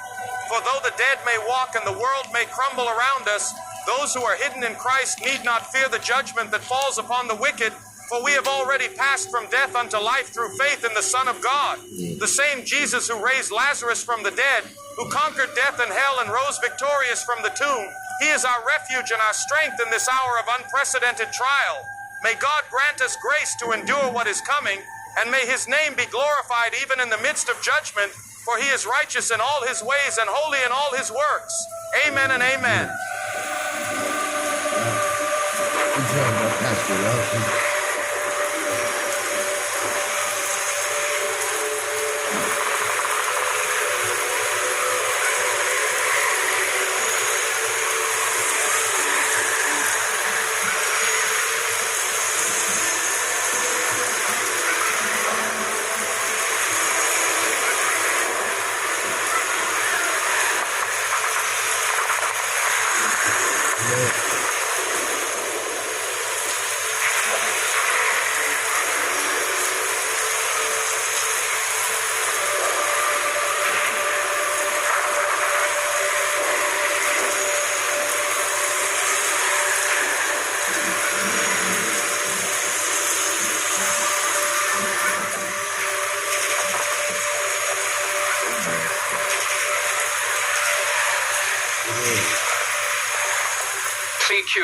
CQ. This is KD8ABC calling CQ and standing by. Emergency traffic priority. We need all available stations to check in with status reports from your areas. For those just tuning in, this is Jimmy Bowman coordinating emergency communications for affected regions, and we're getting reports that this situation has spread far beyond what government sources are admitting publicly. I've got stations checking in from across North America, and we're starting to get international contacts reporting similar incidents. All stations with emergency traffic, please identify your location and current status. KD8ABC standing by. KD8ABC, this is WB9XYZ in rural Wisconsin. Lydia Brenner here. Jimmy, the situation up here is completely out of control. We had reports starting 3 days ago of entire cemeteries being excavated from below. Families coming to visit graves of loved ones and finding them completely empty with soil pushed up from underneath like something clawed its way out from 6 feet down. But that's not the worst part, Jimmy. Last night, groups of these people started drifting through the rural areas, dozens of them, pushing through fields and down dirt roads, heading straight for the farmhouses and barns. One by one, every place where folks might have been hiding got surrounded. We've lost contact with at least 6 farm families in our county, and when search teams reached their properties, well, let's just say there wasn't much left to find. Copy that, Lydia. Are you seeing any government response in your area? National Guard, CDC, any federal coordination? Negative on federal response, Jimmy. We're completely on our own up here. Local sheriff's department lost half their officers in the first 24 hours. Cool video game. To barricade themselves and wait for help that isn't It's like coming. a war game. Government radio Pretty frequencies sweet. you monitor have gone completely silent as of Over yesterday here, afternoon. It's like the whole surviving. federal infrastructure just disappeared overnight. Familiar smoking weed. This fall, thousands of homeowners in Ohio are switching from gas to Scary a heat pump situation. system. Here's why. These new all-electric cold climate heat pumps are Okay, game I changers. won't They'll leave heat the your home house. even in freezing temps and keep it cool in the summer, and they're up to 4 times more efficient. It's fucking crazy. Plus, they're whisper quiet, so you'll barely notice they're on. Right now, if you live in Ohio, you can get one installed with $0 down and payments starting at just $83. This is N2DEF in downtown Detroit. Franklin Webb checking in. Jimmy, the urban situation is beyond catastrophic. The morgue started emptying out 2 days ago, and now we've got thousands of these things moving through the city streets. They're drawn to any kind of sound or activity, so the more people try to escape, the more attention they attract. But here's what's really terrifying, Jimmy. Yesterday, they were just stumbling around aimlessly, but today there are more of them, gathering in swarms, pressing in on every building where people are trying to hold out. They don't stop, they don't rest, they just keep throwing themselves at doors and barricades until something finally gives. The National Guard tried to establish a safe zone at the convention center, but the crowd just kept surging forward, piling against the barricades until the weight alone brought everything crashing down. Franklin, what's the status on civilian evacuation from Detroit? There is no evacuation, Jimmy. The highways are completely clogged with abandoned vehicles, and the airport's shut down after ground crews were overrun on the tarmac. Anyone who tries to leave on foot gets tracked down by groups of these things. We're estimating that maybe 10% of the city's population is still alive and hiding, but that number is dropping by the hour. The sound's coming from the streets at night. Jimmy. It's like the entire city is one giant feeding ground. KD8ABC. This is VE3GHI in Toronto, Annie Hayward. Jimmy, I'm getting reports from across the Canadian border that this isn't limited to the United States. We're receiving similar emergency transmissions from stations in the UK, Germany, Australia, and Japan. This appears to be a global phenomenon, not some isolated outbreak. The Canadian government has completely sealed the border and is shooting anyone who tries to cross. But we're getting reports that the problem has already appeared simultaneously in major Canadian cities. It's like whatever caused this was activated globally at the same time, not spreading from a single source, but emerging everywhere at once. Annie, are you getting any international government communications? Any coordination between countries on response efforts? Negative, Jimmy. All official government frequencies have gone silent internationally as of about 6 hours ago. We're monitoring military channels and they're reporting complete communication breakdown with command structures. It's like every government in the world has simultaneously lost the ability to coordinate any kind of organized response. The few military units still transmitting are reporting that they're surrounded and running out of ammunition specifically designed for headshot protocols. All stations. This is KD8ABC. Based on the reports we're receiving, it appears that traditional government and military responses have proven ineffective against this threat. For any survivors monitoring this frequency, avoid population centers, avoid anywhere bodies might have been stored or buried, and remember that these things are attracted to sound and movement. Travel only during daylight hours if you must move, and maintain radio silence unless you have critical emergency traffic. Find elevated positions where you can monitor approaches, and remember that the only effective stopping method is severe head trauma. Body shots are completely ineffective. We'll continue monitoring this frequency for emergency coordination. But I have to be honest with everyone listening. The reports we're getting suggest that organized society has completely collapsed in most affected areas. You're on your own out there, so make every shot count and trust no one who approaches on foot. This is KD8ABC going QRT for now. We'll be back on the hour for emergency check-ins. Good luck, everyone, and may God help us all.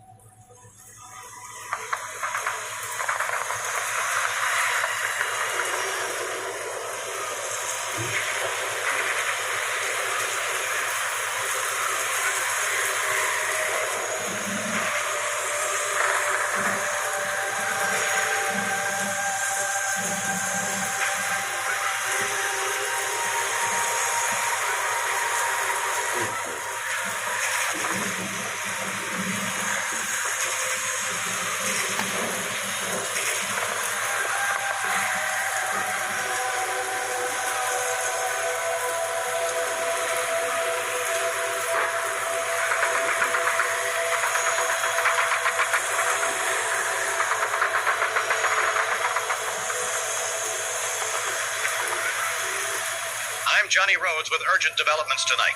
Military officials are now admitting that yesterday's reported gains have completely unraveled. On day 13 of the Millfield event, operations that just 18 hours ago seemed to be turning the tide have collapsed under overwhelming pressure. Forward operating base Harrison, which the 2nd Brigade combat team had declared secure last night, has now been overrun. Officials report massive casualties among U.S. forces and the total loss of what had been considered strong defensive positions. The new weapons and engagement tactics that initially showed promise are proving powerless against the true scale of this crisis. The hordes, now estimated by satellite reconnaissance at over 200,000 individuals, converged on defensive positions and overwhelmed them through sheer numerical superiority. Individual marksmanship became irrelevant. What we're learning from surviving elements of the 82nd Airborne is that Day 10's successful engagements involved relatively small groups of undead attackers numbering in the hundreds. The massive concentrations now moving across the operational area represent a threat that exceeds the ammunition capacity and firing rate capabilities of any conventional military response. We're joined now by Sheriff Harry McClellan, who witnessed the collapse of what had been considered a successful defensive operation. Sheriff? Johnny, I'm going to be completely honest with your remaining viewers because people deserve to know what we're really facing out here. Over the past 48 hours, my department has responded to dozens of distress calls from families who barricaded themselves in their homes, thinking they could wait out this crisis until help arrived. When we finally managed to reach these locations, we found that the hordes had simply pressed against the barriers, doors, windows, walls, until the structures collapsed under the accumulated weight of hundreds or thousands of bodies. These things don't get tired, Johnny. They don't need rest. They don't need food except for living human flesh, and they never give up. They'll stand outside a barricade for days if necessary, constantly pushing and clawing until they break through. And the sound they make, that constant low moaning, it draws more of them from miles away until what starts as a few dozen becomes hundreds, then thousands, all focused on the same location where they know living people are hiding. We've learned some hard lessons about what works and what doesn't work against these things. You have to hit the brain, complete destruction of the head and upper spine, or they just keep coming. Body shots are completely useless. You can blow off their arms, their legs, put holes through their chest the size of dinner plates, and they'll keep crawling toward you as long as their brainstem is intact. Testorup is a scam. I only made $81. Okay. You said it's... But here's the real problem, Johnny. Even with perfect headshots, even with unlimited ammunition, there are just too many of them. For every one you put down, 10 more appear behind it. They're like a tide of death that just keeps rising no matter how many you manage to stop. And every mistake, every person who gets overwhelmed and killed, just adds to their numbers within hours when the victim reanimates and joins the horde. Sheriff, what happened to the safe houses and evacuation centers that were established in your area? Johnny, every single safe house we established has been overrun. We set up defensive positions at the high school, the community center, even the old missile silo facility that we thought would be impregnable. But it doesn't matter how strong your walls are when you're dealing with the physics of 10,000 bodies pressing against a structure simultaneously. The concrete foundation started cracking, the steel reinforcement bent under the pressure, and eventually every barrier we built just collapsed under the sheer weight of the horde. The worst part is what we found afterward, Johnny. The families that were sheltering in these locations. Men, women, children who trusted us to protect them. We'd find evidence that they'd been nested together in what can only be described as feeding frenzies. The undead don't just kill quickly and move on. They consume every last bit of flesh and organ tissue before moving on to search for more victims. Thank you, Sheriff. Let's go live now to Frank Redfield at Riverside Airport. Frank, what can you tell us? Johnny, I'm broadcasting from what used to be the Riverside Regional Airport, which has become a makeshift command center for military units attempting to coordinate evacuation efforts. What I'm seeing here represents the complete collapse of organized military response to this crisis. Helicopters that attempt to land for evacuation are immediately swarmed by thousands of these creatures who seem to track the sound of rotor blades from incredible distances. Colonel Patricia Kane, who survived the Fort Harrison breach, describes the tactical situation as hopeless using conventional military doctrine. Standard ammunition supplies designed for human targets are completely inadequate when every single shot must be a precision headshot to be effective. Military units report expending thousands of rounds to stop dozens of attackers, ammunition consumption rates that make sustained resistance mathematically impossible. But perhaps most disturbing, Colonel Kane reports that the dead are growing in numbers and intensity. They don't just stop when they meet resistance. They keep coming from every direction, drawn by sound, movement, and the scent of the living. Even when defenders pour fire into them, more just keep stumbling out of the dark until sheer numbers force their way through. Military engineers report that the pressure never lets up, doors and windows buckling under the constant pounding, barricades splintering from the endless weight of bodies pressing against them. They don't think, they don't plan, but nothing seems to stop them once they've caught a trace of where people are hiding. Frank, what is the current status of military ammunition supplies for dealing with this crisis? Johnny, that may be the most critical factor in the complete breakdown of organized resistance. Military quartermasters report that ammunition specifically designed for maximum cranial damage is being consumed at rates far exceeding any wartime scenario in military history. Supply chains that were designed to support conventional warfare are completely inadequate for a situation where missing the target by a few inches means the shot is completely wasted. Military units report that even experienced marksmen are achieving hit rates of less than 30% when forced to make rapid precision shots under the stress of being surrounded by advancing hordes. At current consumption rates, most remaining military units will be completely out of effective ammunition within days or hours. In our final report tonight, we're receiving confirmation that the phenomenon we've been documenting has now spread to every continent except Antarctica. Satellite imagery obtained from international sources shows massive movements of these groups across Europe, Asia, Australia, and South America, all following the same pattern of convergence on population centers. The hordes appear as dark masses moving across the landscape, stretching for miles as they pour through valleys and along roads, swallowing entire regions as they advance toward areas where living humans are concentrated. Perhaps most ominously, reports show the hordes drifting along highways, railways, and even river routes, pulled forward as if by some unseen current, always converging on the largest pockets of survivors. The sound they produce, that endless moaning and shuffling, carries for miles, a constant reminder of what's coming long before the first figures appear on the horizon. All international communication with government and military authorities ceased approximately 6 hours ago, suggesting that organized resistance has collapsed simultaneously across the globe. For any survivors who may still be receiving this broadcast, current evidence suggests that the only viable strategy is individual survival in remote locations far from any transportation networks or population centers. Remember that sound attracts these hordes from incredible distances, and that they never stop searching once they detect signs of living humans in an area.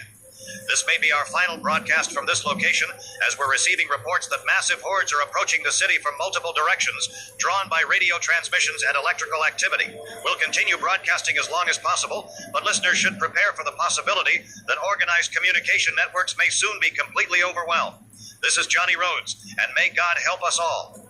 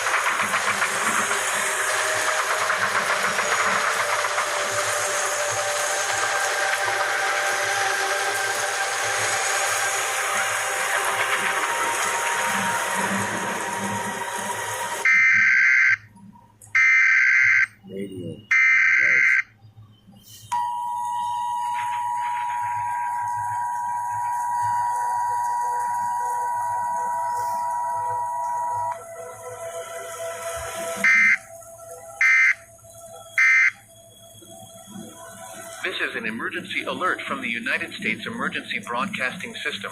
Federal authorities have issued a nationwide mandatory evacuation order for all civilian populations in affected regions. All citizens are directed to immediately proceed to designated military safe zones for relocation and protection. Do not delay evacuation procedures. Do not attempt to retrieve personal belongings. The Department of Defense has implemented Emergency Action Plan Zulu effective immediately. All military installations are authorized to use maximum force protocols against affected individuals.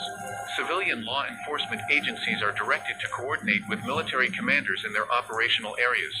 Standard rules of engagement have been modified to prioritize immediate threat neutralization.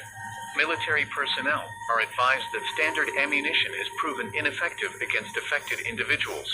Only precision shots to the head and upper cervical spine will successfully neutralize targets. Center mass engagement is not authorized and will result in ammunition waste during critical supply shortages. All units are directed to conserve ammunition and coordinate fire discipline protocols. Civilian populations are warned that affected individuals show no response to pain, verbal commands, or non-lethal force. Do not attempt to communicate with or assist persons exhibiting symptoms of aggressive behavior. Affected individuals are considered extremely dangerous and will attack without provocation. Daughter receives $1,800 a month for caring for me at home. She's finally getting financial support for the care she's provided for me anyway. Retired care over. Transportation corridors to military safe zones include Interstate 95 from Richmond to Fort Bragg, Interstate 75 from Atlanta to Fort Benning, Interstate 40 from Little Rock to Fort Chaffee. Military escort convoys will depart from designated assembly points at 0600, 1200, and 1800 hours daily. Civilians attempting independent travel to safe zones do so at their own risk. Food, water, and medical supplies will be provided at military safe zones. Civilians are limited to essential items only. All weapons and ammunition will be confiscated upon entry to safe zones and redistributed to military personnel as needed.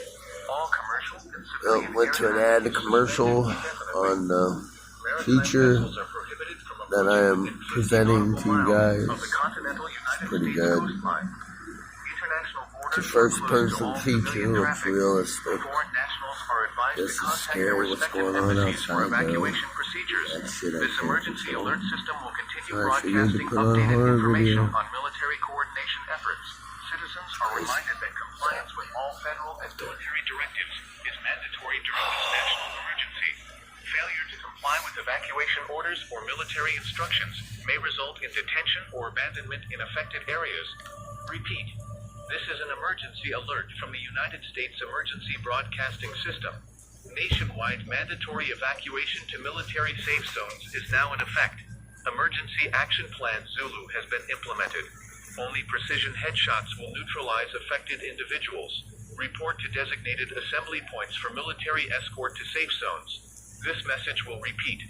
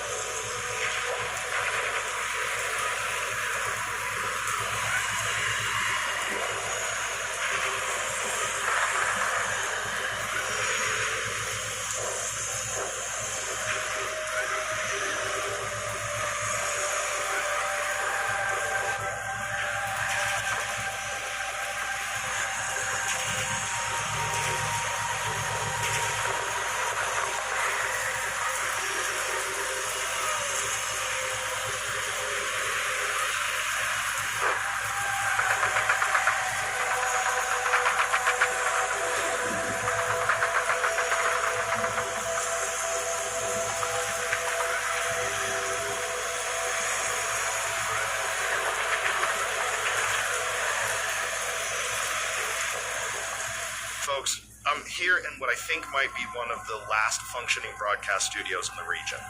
And I've got Dr. Chris Foster with me, one of the lead researchers who's been studying this crisis from the very beginning. Dr. Foster, I'll be honest with you. When we first talked about this situation a few days ago, I thought we were dealing with some kind of new drug or maybe a biological weapon.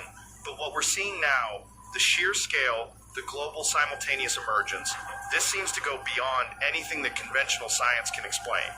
Ben, I need to tell you that everything I believed about biology, about death, about the fundamental nature of life itself, has been completely shattered over the past week. When I first started analyzing tissue samples from these incidents, I was looking for viral agents, bacterial infections, prion diseases, anything that fit within established medical frameworks. But the data we've collected forces us to confront the possibility that we're dealing with something that operates outside the known laws of biology and physics. These reanimated individuals show cellular decomposition patterns consistent with death that occurred days or weeks ago, yet somehow they maintain motor function, sensory awareness, and the relentless drive to seek out the living. Their brain tissue shows massive necrosis and electrical silence, yet they continue to move, respond to stimuli, and pursue victims without any sign of fatigue. Doctor, when you say they show problem-solving abilities, what exactly are you observing? Because from the reports we're getting, these things seem pretty mindless, just attacking anything that moves. That's exactly right, Ben. They are essentially mindless, operating on nothing more than pure biological imperative to feed on living tissue. They don't demonstrate any form of learning, reasoning, or tactical thinking. They simply move toward any source of living humans they can detect, following heat signatures, movement, and sound in the most direct path possible. What makes them so effective isn't intelligence. It's their complete lack of self-preservation instincts combined with their relentless persistence. They don't retreat when faced with resistance. They don't feel pain or fear, and they never stop pursuing a target once they've detected it.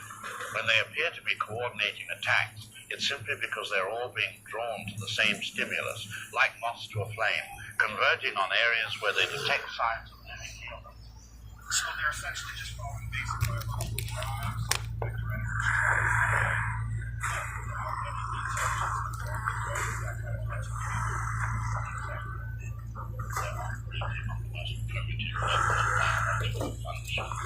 Driven by an overwhelming compulsion to seek out and consume living tissue. There's no strategic thinking, no planning, no adaptation to circumstances.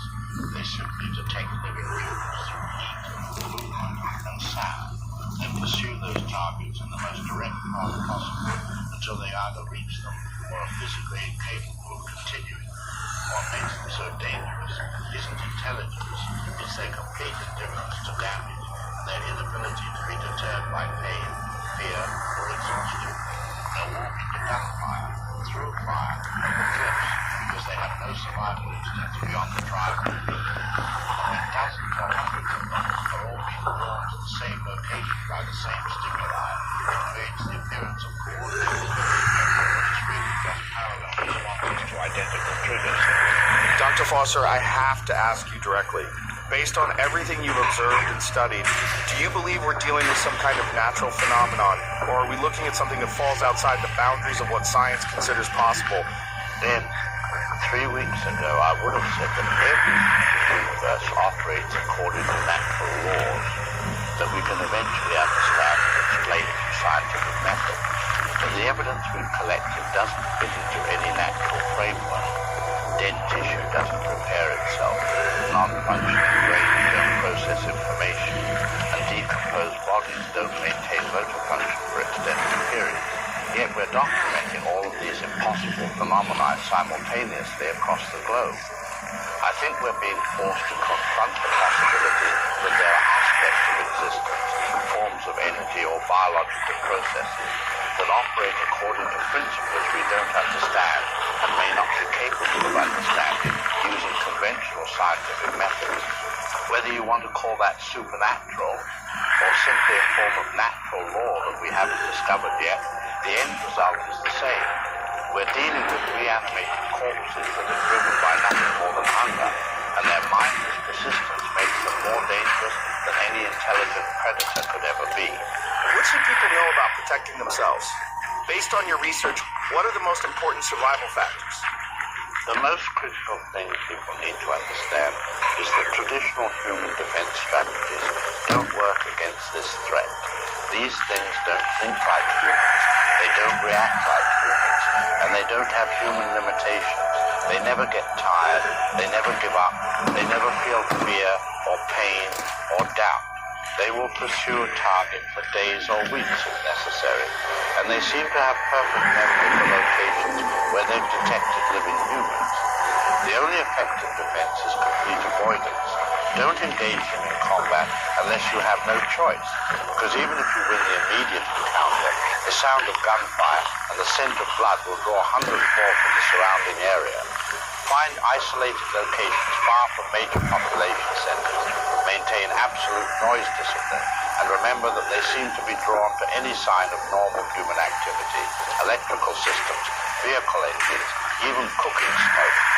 Do you think there's any hope for finding a solution to this crisis? Any possibility of developing some kind of treatment or countermeasure? Gemini, will this ham feed 6 adults? That ham appears to be 8 pounds, which should feed 8 to 10 adults. Bring on the leftovers. Holiday smarter. Save on the Google Pixel 10 Pro at Best Buy. The itch and rash of moderate to severe eczema disrupts my skin. Despite treatment, it's still not under control.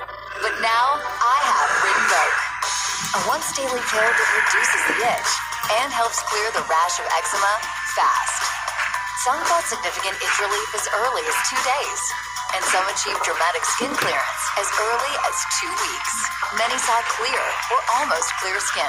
Plus, many had clear skin and less itch, even at 4 years. Rinvoq can lower ability to fight infections. Before treatment, test for TB and do blood work. Serious infections, blood clots, some fatal. Cancers including lymphoma and skin. Serious allergic reactions, GI tears, death, heart attack, and stroke occurred. CV event risk increases in age 50 plus with a heart disease risk factor. Tell your doctor if you've had these events: infection, Hep B or C, smoked, are pregnant or planning. Don't take if allergic or have an infection. Disrupt the itch and rash of eczema. Talk to your dermatologist about Rinvoq. Learn how AbbVie can help you save. I wish I could give you some hope, but based on everything we've observed, I don't think this is a problem that can be solved through medical intervention or military force. We're not dealing with a disease that can be cured or an enemy that can be defeated through conventional means. The reanimated individuals show no response to any form of medical treatment, and their numbers numbers increase exponentially with every person they kill and convert. What we're witnessing may be the end of human civilization as we've known it. Not necessarily the extinction of our species, but certainly the end of organized society, technology, and all the systems that have allowed humanity to dominate this planet. The survivors will be those who can adapt to living like our ancestors did thousands of years ago, in small isolated groups, always moving, always hiding, always remembering that they are no longer the dominant species on Earth. Jesus, Doctor. That's not exactly the hopeful message I was hoping to end on, but I appreciate your honesty. For anyone still listening out there, that was Dr. Chris Foster, and I think his message is pretty clear. We're not coming back from this one, folks. This isn't a temporary crisis that governments and militaries are going to solve for us. This is the new reality, and those of us who survive are going to have to adapt to a world where being human means being hunted. I don't know if this will be my last broadcast, but if it is, I want to thank everyone who listened to the show over the years. Keep your heads down, trust no one who approaches on foot, and remember that the most important survival tool you have is the ability to stay quiet and stay hidden. This is Ben Kennedy signing off, and good luck to all of us, because I think we're going to need it.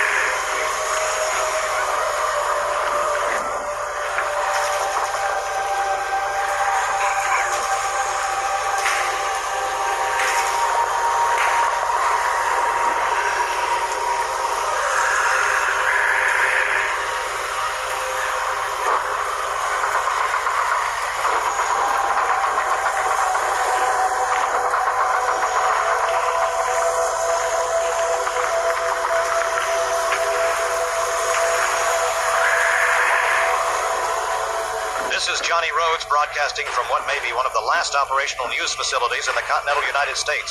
Military commanders across the affected regions are reporting complete tactical breakdown as standard warfare doctrine proves utterly inadequate against an enemy that cannot be deterred, demoralized, or stopped through conventional means. The ghoul hordes now number in the hundreds of thousands, advancing across the landscape in endless waves that absorb massive amounts of firepower without any reduction in their relentless forward momentum. Pentagon sources who are still able to transmit describe combat scenarios that violate every principle of military engagement, where enemy forces show no response to casualties, no tactical retreat under fire, and no apparent limit to their willingness to sustain losses while advancing toward military positions. These undead masses simply walk directly into machine gun fire, artillery bombardments, and even airstrikes, with the survivors continuing to advance over the bodies of the fallen without any change in behavior or momentum.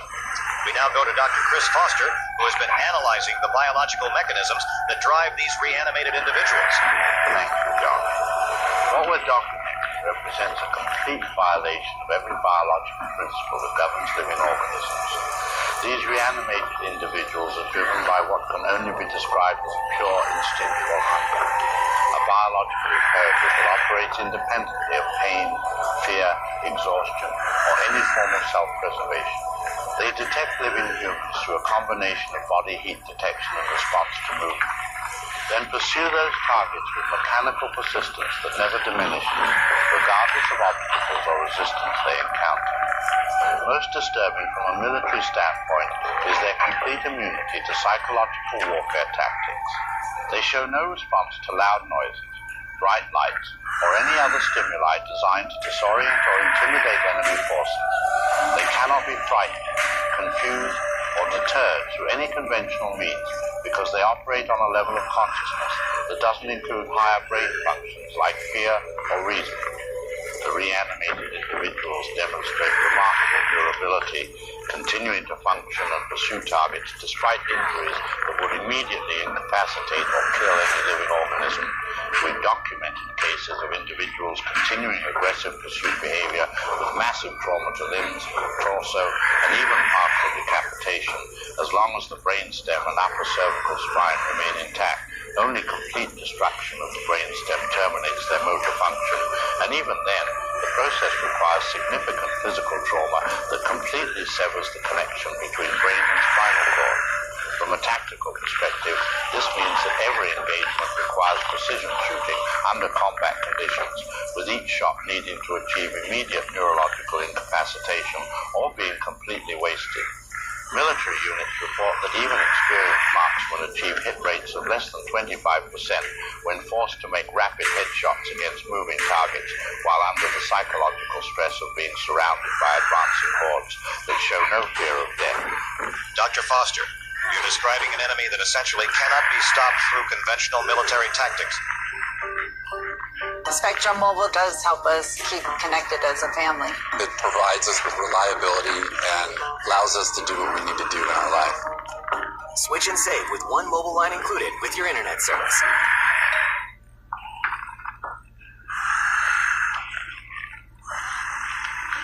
Blue Chew Max, the ultimate power move from America's #1 chewable brand. We're talking fast action plus long endurance. A blockbuster deal that puts you back in control. Forget corporate takeovers. This is a bedroom takeover. Blue Chew Max is the merger that delivers maximum gains.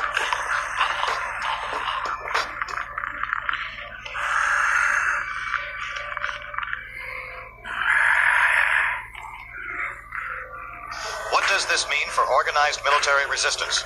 Traditional military doctrine is based on the assumption that enemy forces will respond rationally to casualties, will seek cover when under fire, and will eventually retreat or surrender when faced with overwhelming force. But these reanimated individuals violate every assumption that military tactics are built upon. They advance directly toward the source of gunfire. They show no instinct for self-preservation, and they continue attacking until they are physically incapable of movement. This creates a situation where military units expend enormous amounts of ammunition for minimal tactical effect, because missing the target by even a few inches means the shot accomplishes nothing while the target continues its relentless advance. The psychological effect on soldiers is devastating, watching hundreds of rounds disappear into advancing figures that continue moving despite massive visible trauma to their bodies. Thank you, Doctor. Let's go live now to Frank Redfield at Camp Pendleton. Frank, what can you tell us? Johnny, I'm reporting from the ruins of what was Camp Pendleton, where we're witnessing the aftermath of what may be the most devastating defeat in modern American military history. The base, which housed over 15,000 Marines and support personnel, was completely overrun in less than 18 hours by the hordes that military intelligence estimates numbered in the hundreds of thousands. Colonel Patricia Kane, one of fewer than 200 survivors evacuated from the base, describes a defensive collapse that began when ammunition supplies were exhausted after only 6 hours of continuous engagement. Conventional firepower proved almost useless against the attackers, leaving troops with no choice but to attempt precision shots to a target area less than 8 inches in diameter while under extreme combat stress. Colonel Kane reports that the hordes approached the base perimeter in waves that stretched beyond the horizon, advancing as a living wall, soaking up round after round while never breaking its steady pace. Machine gun positions that should have been able to hold defensive lines for days were overrun within hours as gunners discovered that suppressive fire had no effect on attackers who walked directly into the gunfire without seeking cover or changing direction. Most devastating to morale was the discovery that fallen Marines were reanimating within hours and joining the attacking force, creating a situation where every casualty on the defensive side became a new attacker. Colonel Kane describes the psychological horror of watching fellow Marines she had served with for years, shambling toward defensive positions with massive trauma wounds, their bodies showing fatal damage but somehow still functioning with that same relentless hunger for living flesh. What is the current status of military ammunition supplies designed for this type of engagement? Johnny, quartermasters report that ammunition consumption rates for precision headshot engagements are running at nearly 10 times the rate of conventional combat operations. When every shot must be a kill shot to a specific target area, and when miss rates under combat stress exceed 75% even among experienced marksmen, ammunition supplies that were designed to last for months of conventional warfare are being exhausted within days or hours. Military supply chains were never designed to support combat operations where the only effective targeting method requires precision marksmanship for every single shot. Standard combat doctrine assumes that suppressive fire, area denial weapons, and overwhelming volume of fire will achieve tactical objectives, but none of those approaches have any effect on targets that feel no pain and show no self-preservation instincts. Manufacturing facilities that produce specialized ammunition for maximum cranial damage simply cannot keep pace with consumption rates that require hundreds of rounds to stop dozens of attackers. In breaking developments, we're receiving reports that several major military installations have implemented controlled demolition protocols, destroying their own facilities rather than allowing them to be overrun and their personnel added to the undead groups. The Pentagon has confirmed that nuclear weapons facilities, biological research centers, and major ammunition depots are being destroyed by their own personnel to prevent these resources from falling into a situation where they could pose additional threats to remaining civilian populations. Perhaps most ominously, we're receiving scattered reports that some military commanders have made the decision to implement final protocols using their remaining ammunition, not to engage the attackers, but to prevent their own personnel from joining the ranks of the reanimated after being overrun. Military communications intercepted by civilian radio operators suggest that entire units are choosing collective suicide rather than face the certainty of being overwhelmed, killed, and reanimated as part of the attacking force. Satellite imagery obtained from international sources shows that the reanimated groups have now converged into massive concentrations that cover large areas, moving slowly but inexorably toward the few remaining areas where organized human resistance might still exist. The sound they produce, that collective moaning of millions of reanimated voices, has become audible across vast distances, creating what researchers describe as a constant background noise of approaching death that can be heard miles away from the advancing hordes. For any military personnel or civilian survivors who may still be receiving this transmission, current evidence suggests that conventional resistance is no longer viable and that survival depends entirely on avoiding contact rather than attempting to fight. Every shot fired draws attention from vast distances. Every defensive position eventually becomes a target for converging masses that number in the hundreds of thousands, and every person lost to the hordes increases their numbers while reducing the population of the living. This is Johnny Rhodes, and will continue broadcasting as long as our position remains secure, though we're preparing for the possibility that organized communication may soon become impossible as the hordes converge on all remaining centers of human activity.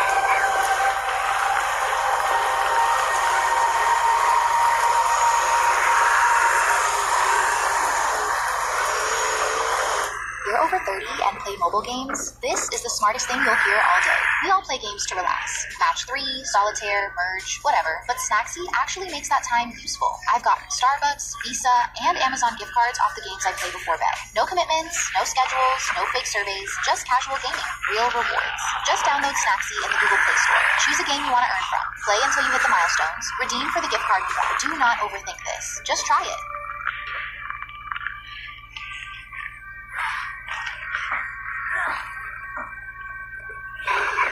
This is the Galaxy A23 I just got completely free from AirTalk. It comes with a free plan that includes up to 25 GB of data, plus unlimited calls and texts. Let's check out this phone. It has an amazing camera that takes great photos and videos even in low light. And with its long-lasting battery, you can use it all day without worrying about charging. Anyone can apply if you have SNAP, Medicaid, WIC, or low income. There are only a few days left for you to get your own Galaxy A23 for free, just like mine. Don't wait. Head over to AirTalk Wireless now before it's too late.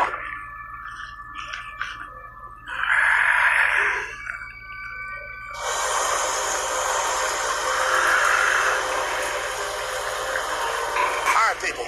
This is Don Romero broadcasting from an undisclosed location. And if you're still alive to hear this, you need to understand that what's happening to our world isn't some random biological disaster or pharmaceutical accident like I told you before. I've been digging deeper into the timeline, cross-referencing global events, and the truth is far more terrifying than corporate cover-ups or government incompetence.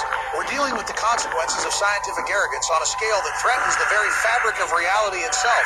The Large Hadron Collider at CERN, that massive particle accelerator buried beneath the Swiss-French border, has been conducting experiments that have literally torn holes in the dimensional barriers that separate our world from realms that should never have been accessed by human science. 3 weeks before the first documented reanimation events, CERN scientists achieved record-breaking energy levels in their particle collision experiments, smashing protons together at energies that created brief but catastrophic disruptions in what they call the quantum foam that underlies physical reality. Here's what the mainstream scientific community doesn't want you to know, folks. When you accelerate subatomic particles to near light speed and smash them together with that much energy, you're not just studying particle physics, you're actually creating microscopic black holes and dimensional fractures that affect the fundamental forces that govern life and death. The electromagnetic fields generated by these experiments have disrupted the natural barriers between our dimension and what can only be described as a realm of eternal hunger, a place where consciousness exists without the constraints of living tissue or normal biological processes. Every major reanimation event has occurred in areas where the Earth's magnetic field shows abnormal fluctuations consistent with dimensional disturbance, and if you plot the geographic distribution of outbreaks against magnetic field anomaly data, the correlation is absolutely undeniable. CERN's experiments have essentially opened doorways that allow predatory consciousness from other dimensions to inhabit dead human tissue, turning our own deceased into vessels for something that views living humans as nothing more than food. But here's the most damning evidence of scientific conspiracy, people. CERN researchers published papers describing theoretical risks of dimensional breach scenarios over 6 months ago, warning that high-energy particle collisions could potentially affect what they called the fundamental constants that govern biological death. They knew this was possible, they calculated the risks, and they proceeded with the experiments anyway because they were more interested in making scientific history than protecting human civilization. Government officials at the highest levels were briefed on these theoretical risks, and instead of shutting down the program, they classified the information and allowed the experiments to continue because they thought they could contain and control any unintended consequences. Military advisors saw the potential for weaponizing dimensional breach technology, imagining armies that couldn't be killed because they were already dead, soldiers powered by extra-dimensional hunger that would never retreat or surrender. The reason traditional military tactics are completely useless against these reanimated hordes is because they're not really human anymore, folks. They're inhabited by consciousnesses from a dimension where physical pain and damage have no meaning, where the concept of self-preservation doesn't exist because death isn't possible in their native realm. They inhabit dead human bodies like vehicles, driven by an overwhelming compulsion to consume living tissue because that's the only way they can maintain their connection to our physical reality. But they're not thinking or planning, people. These entities operate on pure instinct, mindlessly shambling toward any source of living human flesh without any strategic awareness or tactical thinking. And here's the truly terrifying part. Every person they kill and consume becomes a new anchor point for more extra-dimensional consciousness to enter our world. Each reanimation opens the dimensional barriers a little wider, making it easier for more of these hungry entities to cross over and inhabit the growing population of the dead. We're not just dealing with a spreading infection, we're witnessing an interdimensional invasion that feeds on itself and grows exponentially with every victim, but it's driven by mindless hunger rather than any form of intelligent conquest. The electromagnetic disruption caused by CERN's experiments has also interfered with electronic communication systems, which is why government and military communications networks have been failing systematically as the crisis spreads. The dimensional fractures create interference patterns that make coordinated response impossible, ensuring that human resistance remains fragmented and ineffective while the extra-dimensional entities establish their foothold in our reality. For anyone still listening, understand that we're not dealing with a problem that can be solved through medical science or military force. The scientific establishment has opened doorways that should never have been opened, and now we're facing the consequences of humanity's arrogance in thinking we can manipulate forces beyond our understanding without facing catastrophic blowback. The only hope for survival is to get as far as possible from any areas with electromagnetic anomalies, find locations where the dimensional barriers remain stable, and pray that the extra-dimensional entities eventually exhaust their ability to maintain connection to our physical realm. This is Don Romero, and if there's anyone left with the authority to shut down CERN's particle accelerator, do it now before these dimensional fractures become permanent, and our world becomes a feeding ground for entities that view human consciousness as nothing more than prey.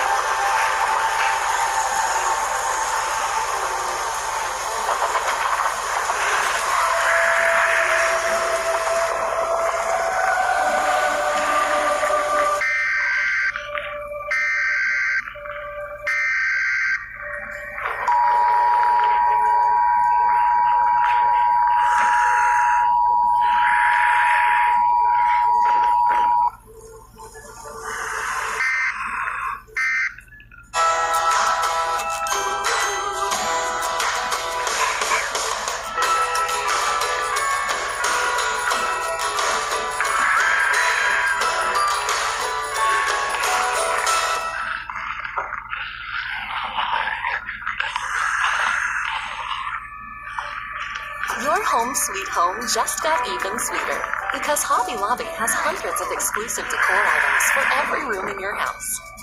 Ready to refresh or even redecorate? Shop in store or online at hobbylobby.com. This is an official emergency alert from the United States Emergency Broadcasting System. All civilian populations are advised to remain in secure locations and avoid any contact with affected individuals. Do not attempt to assist or approach persons exhibiting aggressive behavior or signs of physical deterioration. Federal authorities have implemented martial law in all affected regions. Citizens are instructed to comply with all directives from military and law enforcement personnel. Unauthorized movement between designated zones is prohibited. Violators will be detained or engaged with necessary force to maintain quarantine protocols. The following areas have been designated as exclusion zones. Entry is forbidden to all civilian personnel. New York Metropolitan Area, Los Angeles Basin, Chicago Metropolitan Region, Miami-Dade County, Philadelphia Metropolitan Area, Detroit Urban Zone, Boston Metropolitan Region. Additional exclusion zones are being established as conditions warrant. All major highways, interstate systems, and transportation networks in affected regions have been suspended. Air travel has been terminated at all civilian airports. Maritime traffic in affected coastal areas has been suspended indefinitely. Citizens should monitor emergency broadcast frequencies for updated information. Local emergency services may be unavailable in affected areas. Individuals requiring medical assistance should attempt to reach designated safe zones established by military authorities. Communication networks may experience disruption. Citizens should maintain backup communication methods and emergency supplies. Do not trust unofficial information sources. Rumors and unverified reports may endanger public safety. Follow only official government communications through authorized emergency broadcasting channels. Affected individuals cannot be treated using conventional medical procedures. Do not attempt rescue operations for persons exhibiting symptoms of aggressive behavior or physical deterioration. Contact with bodily fluids from affected individuals may result in transmission of the condition. Maintain distance of at least 100 yards from any affected persons. The condition cannot be cured or treated. Persons exhibiting symptoms should be considered permanently affected and extremely dangerous. Standard first aid and medical intervention are ineffective and may result in transmission to medical personnel. Government operations continue from secure facilities. Federal leadership remains operational and is coordinating response efforts with international authorities. Essential services will be maintained where possible. Food and medical supply distribution will be managed through military channels. This emergency alert system will continue broadcasting critical information as long as transmission facilities remain operational. Citizens should remain vigilant for updated instructions and emergency information. Compliance with all federal directives is mandatory for public safety. Repeat. This is an official emergency alert from the United States Emergency Broadcasting System. All civilian populations are advised to remain in secure locations and avoid any contact with affected individuals. Federal authorities have implemented martial law in all affected regions. Government operations continue from secure facilities. This message will repeat.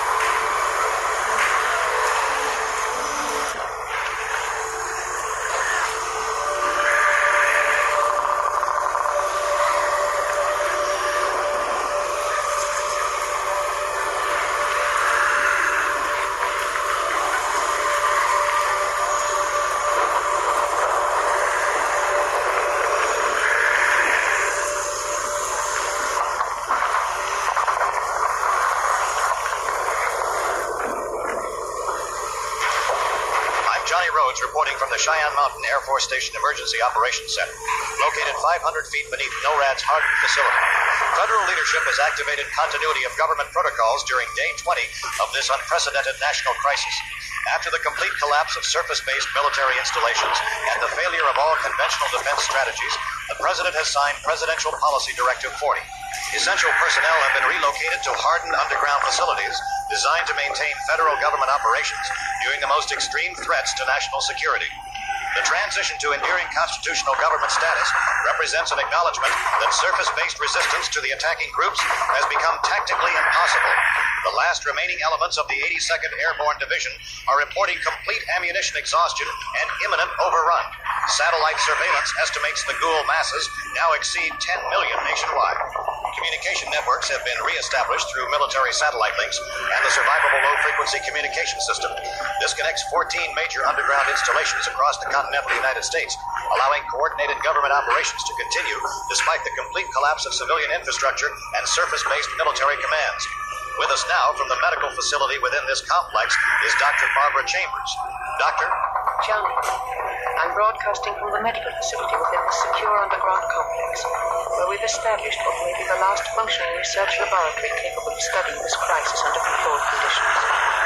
Based on our analysis of data collected from surface operations before their evacuation, we can now provide a comprehensive understanding of how these reanimated individuals operate and why conventional countermeasures have proven completely ineffective. The shambling behavior we observe is driven by primitive brainstem function that continues to operate even after clinical death and decomposition have eliminated higher cognitive processes. These individuals detect living humans through a combination of heat signature tracking and response to movement, then pursue those targets with mechanical persistence that continues indefinitely until they either reach their objective or suffer complete destruction of the neurological structures that control motor function. Most significantly for our current situation, reanimated individuals are drawn to any signs of human activity.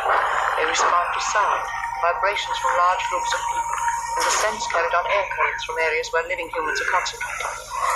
This creates a significant concern for deep underground facilities, as the ventilation systems and surface access points may allow these basic sensory cues to escape, potentially attracting massive numbers of these reanimated figures to converge on our locations. We're implementing strict protocols to minimize any noise, seal unnecessary ventilation outlets, and reduce surface activity that might draw attention to this facility. Spectrum Mobile helps us stay connected because when I'm on the road, we can't go to bed without seeing each other's face. So that video chat powered by Spectrum Mobile keeps us connected, and it's so important to our marriage. Who knows Spectrum Mobile's out here saving marriages?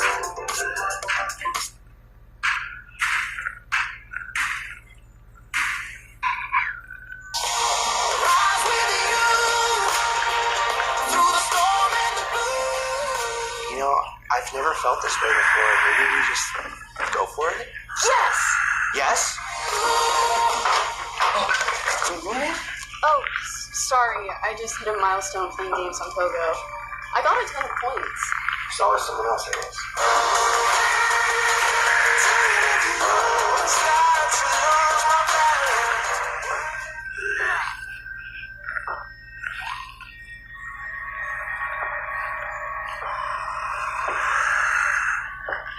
However, the sheer numbers of reanimated individuals now moving across the surface create the possibility that even the most secure underground installations could face pressure from accumulated masses that exceed the structural limits of our protective barriers. Dr. Chambers, what can you tell us about the current threat level to this facility? The threat level is severe and escalating rapidly. Based on our monitoring systems, we're detecting massive concentrations of reanimated individuals approaching this facility from multiple directions. They appear to be drawn by the sounds of our ventilation systems, the vibrations from our generator operations, and possibly scents carried by air currents from our surface access points. What's particularly concerning is the rate at which they're accumulating around our perimeter. Our surface monitoring equipment shows thousands arriving hourly, creating an ever-increasing pressure against our exterior barriers. While these facilities were designed to be impregnable, the sustained weight and persistence of thousands of reanimated individuals pressing against them simultaneously represents a threat scenario that was never considered during construction. Thank you, Dr. Chambers. Let's go now to Frank Redfield, who has been observing the situation from our surface monitoring station. Frank? Thanks, Johnny. I'm reporting from the surface observation deck of this facility, which provides a view of the surrounding landscape that can only be described as a vision of the end of the world. Across the mountain valleys and plains that stretch to the horizon, The groups have converged into a continuous mass of moving figures that covers the entire visible landscape. Military observers estimate that we're looking at aggregations of reanimated individuals numbering in the millions, all moving in the same general direction. They're following heat signatures and electromagnetic emissions toward areas where they detect signs of living human activity. The sound produced by these massive concentrations is unlike anything in human experience, Johnny. That collective moaning and shuffling of millions of reanimated voices creates a constant background noise that can be heard even through the reinforced barriers of this underground facility. Frank, what's the current status of the barrier systems protecting this installation? Johnny, that's our most immediate concern right now. This facility was designed to withstand nuclear attack, electromagnetic pulse, and conventional military assault. But it was never engineered to handle the sustained pressure of hundreds of thousands of bodies pressing against its exterior barriers simultaneously. The blast doors and reinforced concrete structures are beginning to show hairline fractures from the accumulated weight and constant pressure of the ghoul masses outside. Engineering personnel report that we can hear the constant scraping and pounding of countless hands and bodies against the barriers. It's a sound that continues 24 hours a day without any reduction in intensity. Structural analysis indicates that even the most robust military engineering cannot indefinitely withstand the physics of millions of reanimated individuals pressing against defensive barriers with relentless persistence that never diminishes. Back to you, Johnny. We're now joined by Deputy Secretary of Homeland Security, Ryan Kane. Deputy Secretary Kane. Thank you, Johnny. I want to assure the American people that the federal government remains fully operational and committed to addressing this unprecedented crisis. We have the best people, the most dedicated scientists and military experts working around the clock in secure facilities to develop comprehensive strategies for dealing with this situation. These underground command centers represent the finest in American engineering and technology, designed specifically to maintain essential government functions during the most extreme circumstances imaginable. We're coordinating closely with similar facilities around the world, sharing critical information and resources with our international partners who are facing comparable challenges in their regions. While the situation on the surface presents significant challenges, we're confident that American ingenuity and determination will ultimately prevail over this crisis, just as we've overcome every major challenge in our nation's history. We're asking for the patience and cooperation of any surviving citizen as we work to implement comprehensive solutions that will restore order and security to our great nation. Thank you, Deputy Secretary Kane. In related developments, communication with other underground government facilities has become increasingly sporadic over the past 48 hours, with several major installations failing to respond to scheduled check-in protocols. The most recent status reports from functioning facilities describe identical situations, with massive accumulations of the creatures converging on their locations and applying sustained pressure to defensive barriers that were never designed to handle this type of persistent siege warfare. Perhaps most troubling, facilities that have lost communication appear to have failed suddenly and completely, suggesting that when defensive barriers are finally compromised, the resulting breach allows rapid infiltration by enormous numbers of reanimated individuals that overwhelm personnel before effective countermeasures can be implemented. These deep underground facilities represent the pinnacle of human engineering and military science, yet they may prove to be nothing more than elaborate tombs if the hordes succeed in breaching barriers that separate us from the ocean of death that now covers the surface world. For any survivors who may still be receiving this transmission, understand that even the most advanced human technology and the most secure installations ever constructed are proving inadequate against an enemy that operates outside all conventional parameters of threat assessment. We'll continue broadcasting as long as our systems remain operational, but we're preparing for the possibility that this may be among the final communications from organized human civilization. This is Johnny Rhodes, reporting from 500 feet below the surface of a world that may no longer belong to the living. When you play mobile games, sometimes you have to watch tons of boring ads. Well, some apps actually partner with those gaming companies and return a portion of that ad money back to you when you play their games and complete simple milestones. There's one app that really stands out, Snacksy. They've teamed up with a bunch of publishers, so you get access to match-3 games, solitaire, puzzles, the type of games you're already playing anyway. And the milestones are surprisingly easy. Some are as simple as logging in daily or reaching a certain level. So when you play through Snacksy, you collect Snacksy coins. Those coins can be redeemed for gift cards, even real cash. In fact, That's what you want. And if you're new, there's a $10 worth welcome bonus that helps you unlock your first payout once you hit the minimum threshold. If this sounds too good to be true, go look at Snacksy's Google Play review. People are actually getting paid. Download Snacksy and try it yourself.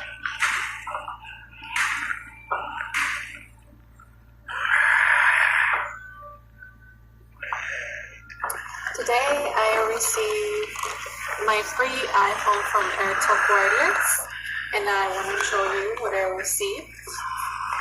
Oh, it looks like it's an iPhone. Okay, and I have a charger, and it looks like it's a pretty new phone. And if I go out and I buy it somewhere else, it's going to be more expensive. I think I looked and it was almost $100, but this is completely free. They already set it up for me. All I have to do is turn it on. If you want to apply for a free phone, you can go to airtalkwireless.com and then just, follow the steps and you can get a free phone.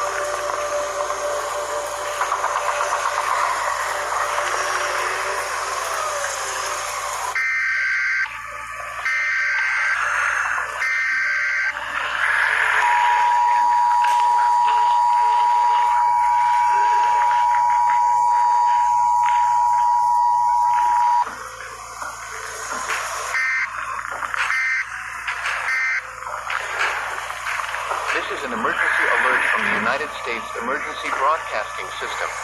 All civilian populations are advised to remain in secure locations and avoid contact with affected individuals. Do not attempt to assist or approach persons exhibiting aggressive behavior or signs of physical deterioration. Federal authorities have implemented martial law in all affected regions. Citizens are instructed to comply with all directives from military and law enforcement personnel. Unauthorized movement between designated zones is prohibited. Violators will be detained or engaged with necessary force to maintain quarantine protocols.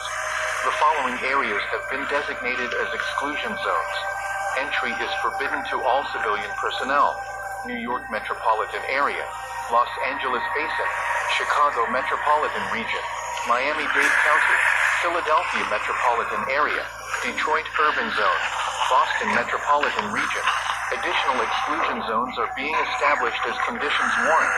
All major highways, interstate systems, and transportation networks in affected regions have been suspended.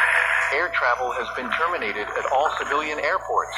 Maritime traffic in affected coastal areas has been suspended indefinitely.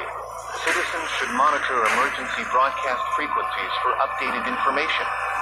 Local emergency services may be unavailable in affected areas. Individuals requiring medical assistance should attempt to reach designated safe zones established by military authorities. Communication networks may experience disruption. Citizens should maintain backup communication methods and emergency supplies. Do not trust unofficial information sources. Rumors and unverified reports may endanger public safety. Follow only official government communications through authorized emergency broadcasting channels. Affected individuals cannot be treated using conventional medical procedures. Do not attempt rescue operations for persons exhibiting symptoms of aggressive behavior or physical deterioration. Contact with bodily fluids from affected individuals may result in transmission of the condition. Maintain distance of at least 100 yards from any affected persons. Persons exhibiting symptoms should be considered permanently affected and extremely dangerous. Standard first aid and medical intervention are ineffective and may result in transmission to medical personnel. Government operations continue from secure facilities. Federal leadership remains operational and is coordinating response efforts with international authorities. Essential services will be maintained where possible. Food and medical supply distribution will be managed through military channels. This emergency alert system will continue broadcasting critical information as long as transmission facilities remain operational. Citizens should remain vigilant for updated instructions and emergency information. Compliance with all federal directives is mandatory for public safety. Repeat, this is an emergency alert from the United States Emergency Broadcasting System. All civilian populations are advised to remain in secure locations and avoid contact with affected individuals. Federal authorities have implemented martial law in all affected regions. Government operations continue from secure facilities. This message will repeat.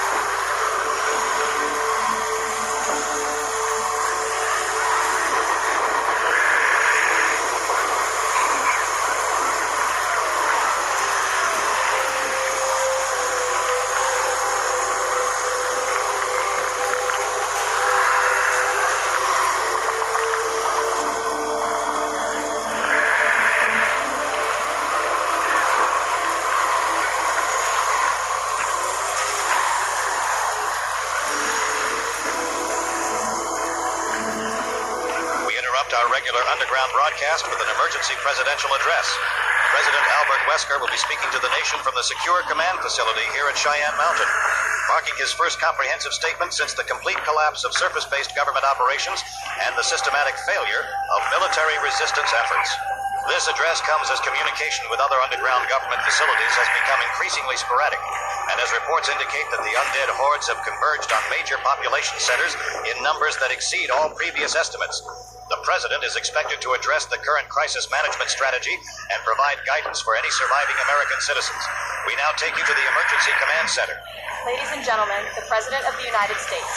My fellow Americans, I'm speaking to you tonight from the Cheyenne Mountain Emergency Operations Center, the most incredible underground facility you've ever seen. And I have to tell you, this is not fake news anymore. We're now on day 21 of what started as the Millfield event. And it's much worse than I thought it would be. Much, much worse. Remember when I talked about those zombie movies? Night of the Living Dead, Dawn of the Dead, fantastic movies, really fantastic, but this makes those movies look like Disney films. This is like if you took The Walking Dead and made it 1,000 times worse. I have to be honest with the American people because you deserve the truth. Not the fake news version, but the real truth. These aren't drug addicts. These aren't people having mental health episodes. These are dead people, literally dead people who got up and started eating the living. I know how crazy that sounds. Believe me, I thought the generals from Northcom were pulling my leg when they first briefed me on Conplan 888E. But I've seen the satellite footage, I've seen the after-action reports, and it's exactly like those horror movies, except it's happening to real Americans in real American cities. The numbers are incredible, folks. Absolutely incredible. We're talking about millions, maybe tens of millions of these walking dead people, and they're everywhere. Everywhere. It's like that movie World War Z, you know, the one with Brad Pitt. Great actor, by the way, but instead of running fast like in that movie, these ones just keep walking and walking and they never stop. And every person they bite becomes one of them, so the numbers just keep getting bigger and bigger. Our military, the greatest military in the history of the world, has fought these things with everything we have. Everything. But you can't fight an enemy that doesn't care if you shoot them in the chest, doesn't care if you blow their arms off, doesn't care about anything except eating people. You have to shoot them in the head, every single one. And when there are millions of them, well, you can do the math. So we've had to make some very tough decisions. The toughest decisions any president has ever made. We've moved the government underground, way underground, to these amazing facilities that are like something out of a science fiction movie. Deep Impact. You ever see that one? Great movie, Morgan Freeman was tremendous in it. Not as good as me, but still great. But our bunkers are even more impressive than what they had in that movie. The best engineering, the best technology, designed to protect America's leadership during the worst possible scenarios.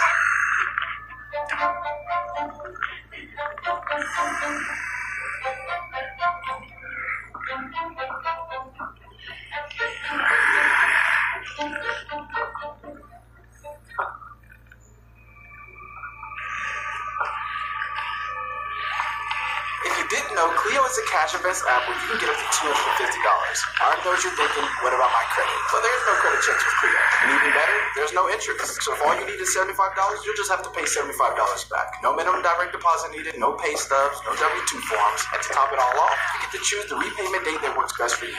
So if you're ready to stop ghosting those bills, do yourself a favor, download the Clio app, and immediately start sweating less.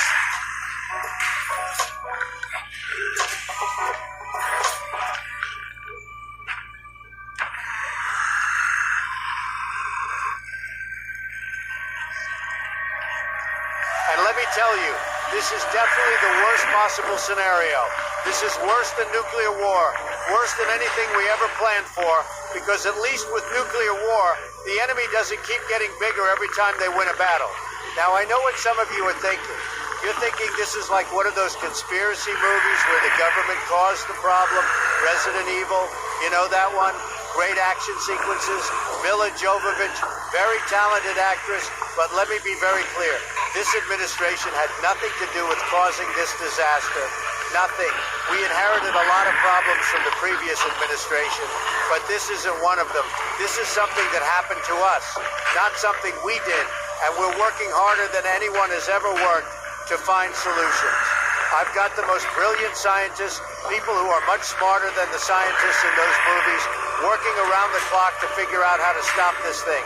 They're studying it, they're analyzing it, and they're going to come up with answers because that's what Americans do. We solve problems. For any Americans who are still out there, still alive, still fighting, I want you to know that your president hasn't given up on you. We're not like those politicians in the disaster movies who run away and leave everyone behind. Remember Independence Day? Tremendous movie. Bill Pullman gave a beautiful speech. Really beautiful. And that's what we're doing here. We're fighting back. We're coordinating with other countries, other leaders who are dealing with the same thing. Because this isn't just happening in America. It's everywhere. The whole world is dealing with this nightmare. But if you're listening to this, if you're still alive, here's what you need to know. These dead people, these zombies, you can't reason with them, you can't negotiate with them, and you definitely can't outrun them forever. You have to hit them in the head, destroy the brain. That's the only thing that stops them. It's just like in the movies, except the movies made it look easier than it really is. Stay hidden, stay quiet, and don't try to be a hero unless you have to be. This isn't like those action movies where one guy with a machine gun can save the world. Rambo, Die Hard, great movies, really great. But this is real life. And in real life, even the best soldiers get overwhelmed when there are too many enemies. We're working on rescue operations. We're working on safe zones. But it's going to take time. And we need survivors to be smart and careful until we can get to them. This is not the end of America. This is not the end of the world. Even though it looks like something from an apocalypse movie. We've been through tough times before. We've faced impossible odds before. And we've always come out stronger on the other side. We're going to beat this thing. We're going to find a way to stop it. And we're going to rebuild our great nation even better than it was before. God bless America. God bless our survivors. And God help us all get through this nightmare. Stay strong, stay hidden, and remember that your government is still working for you, even if we have to do it from underground bunkers that look like something out of a movie. We will get through this together. And when we do, it's going to be tremendous, really tremendous. That was President Albert Wesker addressing the nation from the Secure Command Facility here at Cheyenne Mountain. The president's acknowledgement of the true nature of this crisis marks a dramatic departure from his earlier dismissive statements, with his repeated references to zombie films reflecting what appears to be his attempt to contextualize an unprecedented reality through familiar entertainment frameworks. His admission that the situation is worse than those horror movies represents the first official government confirmation of the reanimated nature of this threat. The president's tone, while maintaining his characteristic speaking style, conveyed a sobering recognition of the government's limited capabilities against this crisis. his emphasis on underground operations and international coordination suggests that surface-based governance has been permanently abandoned, with leadership acknowledging that conventional government functions may no longer be viable in the current environment. Communication monitoring indicates that several underground government facilities have failed to respond to scheduled check-ins since the president's address, suggesting that even these supposedly impregnable installations may be vulnerable to the massive concentrations of reanimated individuals that continue to converge on remaining centers of human activity. We'll continue monitoring government communications and providing updates as long as our systems remain operational, though the president's acknowledgement of the crisis severity suggests that organized government broadcasts may become increasingly unreliable as this situation continues to deteriorate.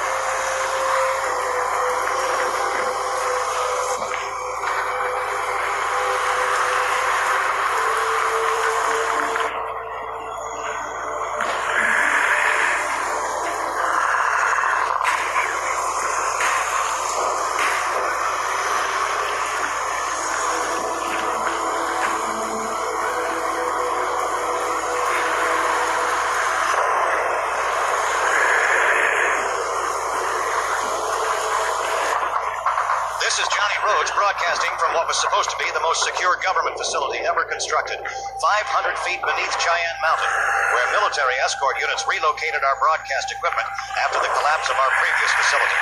I'm here to report that even this installation, designed to withstand nuclear warfare and every conceivable military threat, is now under siege by forces that our engineers never imagined when they built these defenses.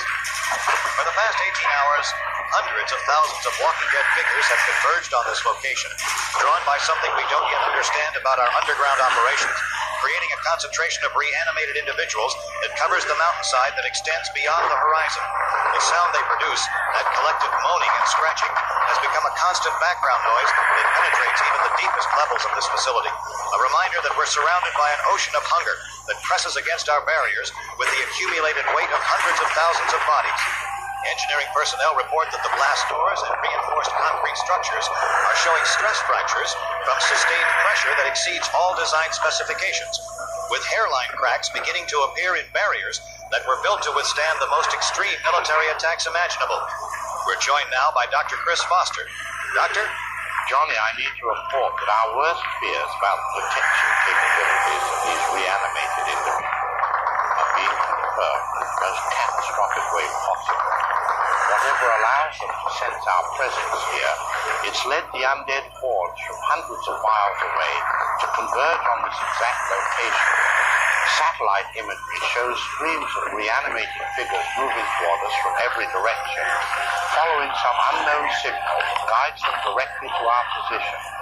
Something about our underground operations has penetrated the mountain itself, allowing these creatures to protect our presence through hundreds of feet of solid rock and reinforced concrete. We don't know if it's something we're doing or something about them we haven't yet discovered. Most disturbing, the accumulated weight of hundreds of thousands of bodies is creating pressure that approaches the compressive limits of the mountain itself. We're not just dealing with the failure of human engineering. We're witnessing forces that are literally reshaping the geological structure of this location.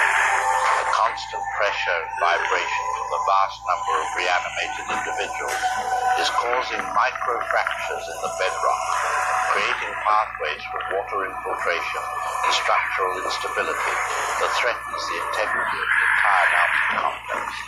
Engineering analysis indicates that we're facing imminent catastrophic failure of multiple barrier systems simultaneously, with the possibility that if the first major breach occurs, the resulting structural collapse will create cascading failures throughout the entire facility.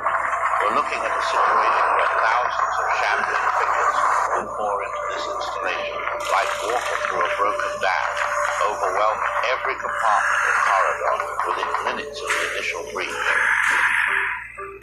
Spectrum Mobile does help us keep connected as a family. It provides us with reliability and allows us to do what we need to do in our life. Switch and save with one mobile line included with your internet service.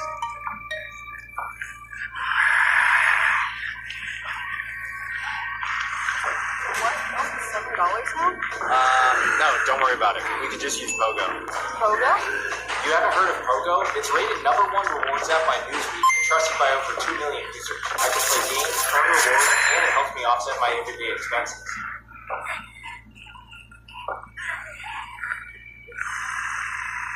Dr. Foster, thank you for that analysis. We're now joined by Deputy Secretary of Homeland Security, Ryan Kane. Deputy Secretary, what contingency plans are being implemented if this facility is compromised? Johnny, I want to assure everyone that we have robust contingency protocols in place for every conceivable scenario. This is the most secure facility ever constructed, representing decades of American engineering excellence.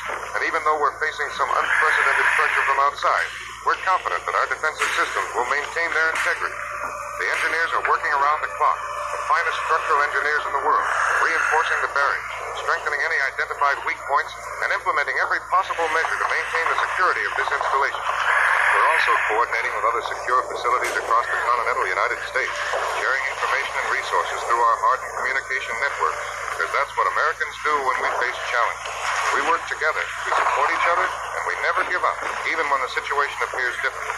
This facility has been designed to protect American leadership through every conceivable crisis, and it's going to continue protecting us through this one as well. Deputy Secretary, with respect, the engineering reports indicate that structural failure may be imminent. What backup plans are in place if evacuation becomes necessary? Sure, Johnny. We have comprehensive backup plans, multiple redundant contingency protocols, the most thorough emergency procedures anyone has ever developed. If there were any issues with this facility, which I want to emphasize is highly unlikely, we can relocate essential personnel to other secure locations, other installations that are equally well protected and well hidden. We have facilities that aren't publicly known, classified installations that are so well concealed and so thoroughly protected that they represent the ultimate in security technology.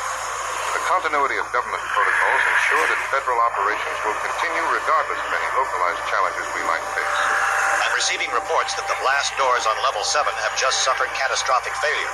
Engineering personnel are reporting that the accumulated pressure from thousands of bodies has exceeded the structural limits of the reinforced barriers, and there are now multiple breach points where the dead are pouring into the facility like a flood that cannot be contained.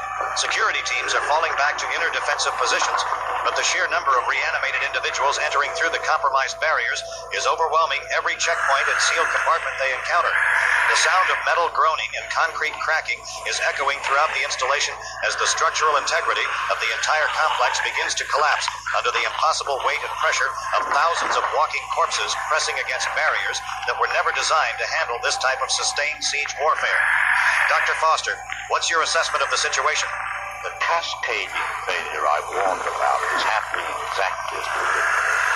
The initial breach has created pressure relievers causing catastrophic structural collapse throughout multiple levels of the facility.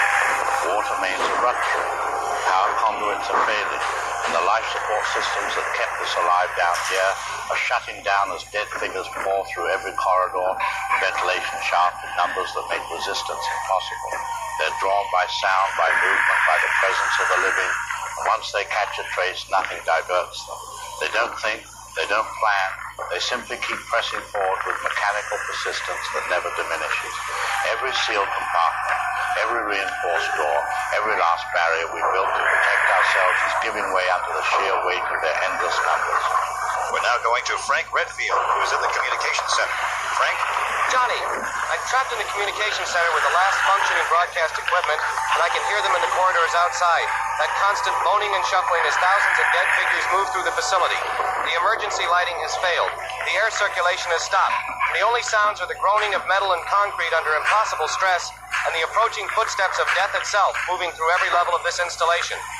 Security cameras show corridors packed wall to wall with reanimated individuals, so many that they're pressed together like a solid mass of rotting flesh that flows through the facility like a river of death. Personnel who were caught in the initial breach are now among them. People I've worked with for years, colleagues and friends who died and reanimated within minutes, now stumbling through the halls with the same relentless hunger as all the others. Back to you, Johnny. The facility's final security protocols have been activated, sealing the remaining personnel into isolated compartments. But even these last refuges are showing signs of structural failure as the monster hordes identify and concentrate their pressure on every remaining barrier.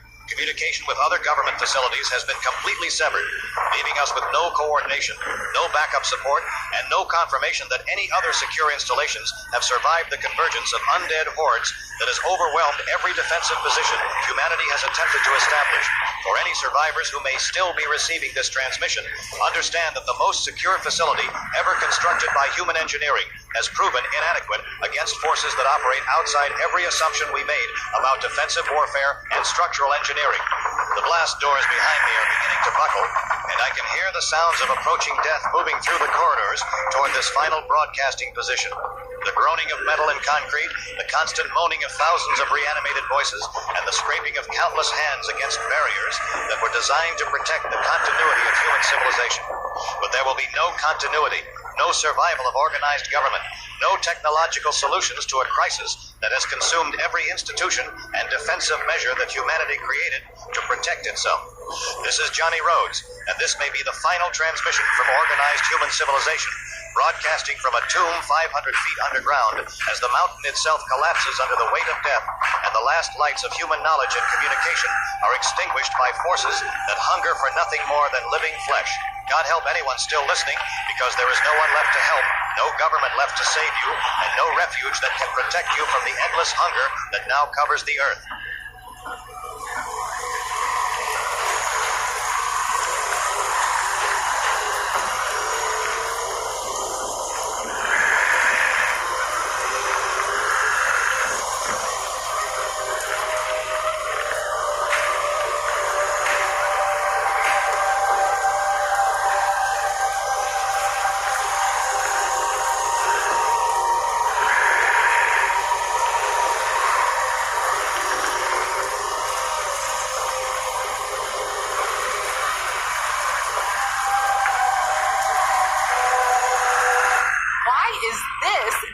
women keep recommending to each other in 2025. Snacksy is basically the easiest way to earn real gift cards from casual games. Match 3, Merge, Solitaire, the games we already play to relax. But now, they actually pay you. The payouts are fast. The milestones make sense. And honestly, it feels good to get a little something extra without doing more work. Here's how to join this wave. Download Snacksy on Google Play. Peek at the reviews before you do. Pick a game you want to earn from. Hit those milestones. Redeem for Amazon, Visa, Starbucks, PayPal, whatever you want. This is the easiest win you'll get all week.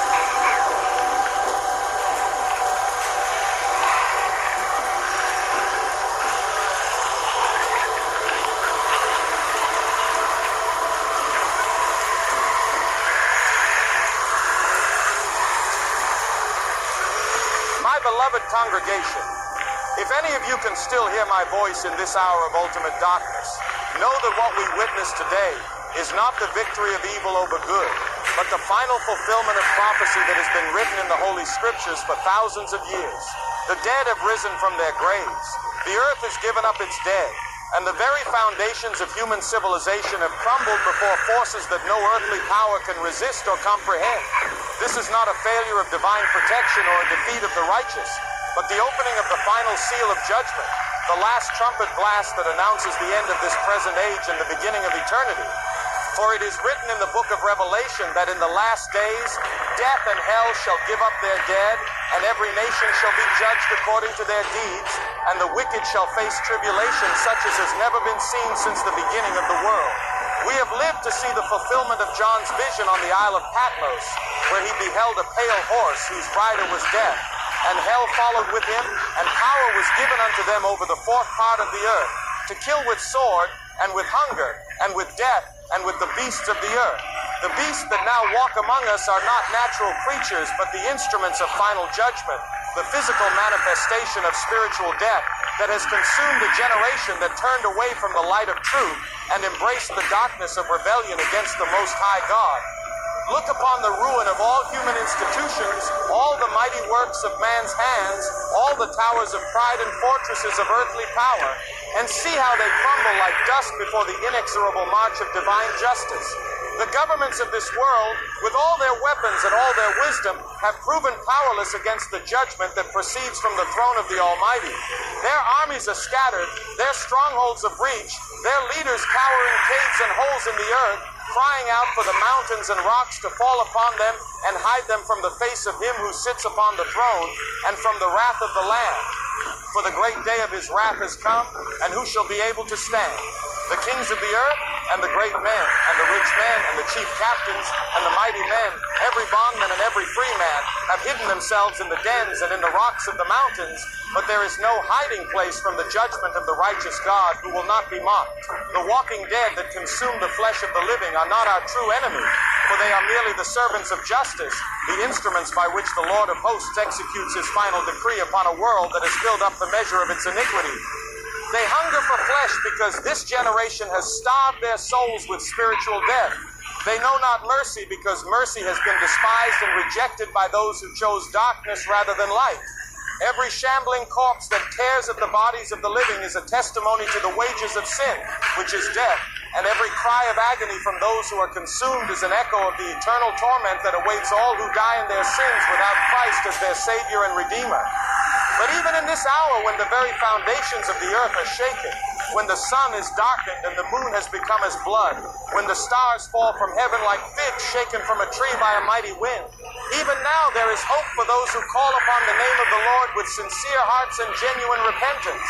For though the earth passes away and all that is in it, though every work of human hands is consumed by fire and judgment, the word of our God shall stand forever, and his promises to those who trust in his salvation shall never fail. The same Jesus who conquered death and hell, who rose victorious from the tomb and ascended to the right hand of the Father, he is our refuge and our fortress in this day of unprecedented trial, and no weapon formed against us shall prosper if we are hidden in the cleft of the rock of ages. I do not know if any of us shall live to see the physical return of our Savior, for the tribulation that has come upon the earth may consume us all before that glorious day dawns. But I know this with absolute certainty, that neither death nor life, nor angels, nor principalities, nor powers, nor things present, nor things to come, nor height, nor depth, nor any other creature shall be able to separate us from the love of God which is in Christ Jesus our Lord. If we die in this judgment, we die in the Lord, and blessed are the dead who die in the Lord from henceforth, for they shall rest from their labors, and their works do follow them. If we live unto the Lord, and whether we live or die, we are the Lord's, purchased by his precious blood, and sealed by his Holy Spirit unto the day of redemption. Come quickly, Lord Jesus, and may your kingdom come and your will be done on earth as it is in heaven, for yours is the kingdom and the power and the glory forever and ever. Amen.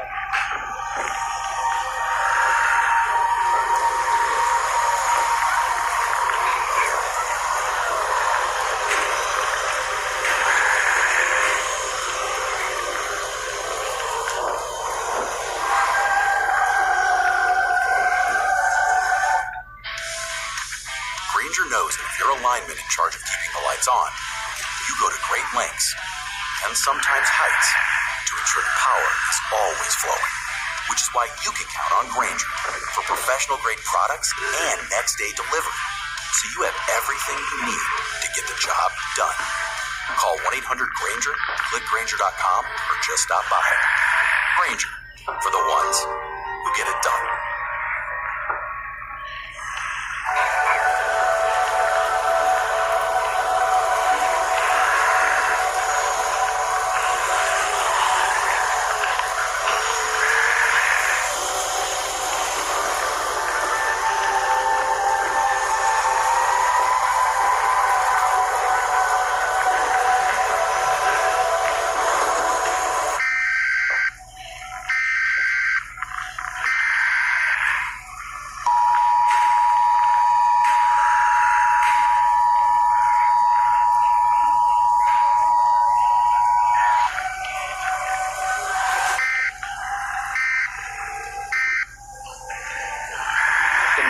Broadcast system.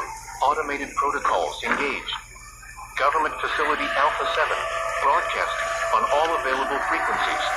Warning to all remaining civilian populations: avoid all contact with reanimated individuals.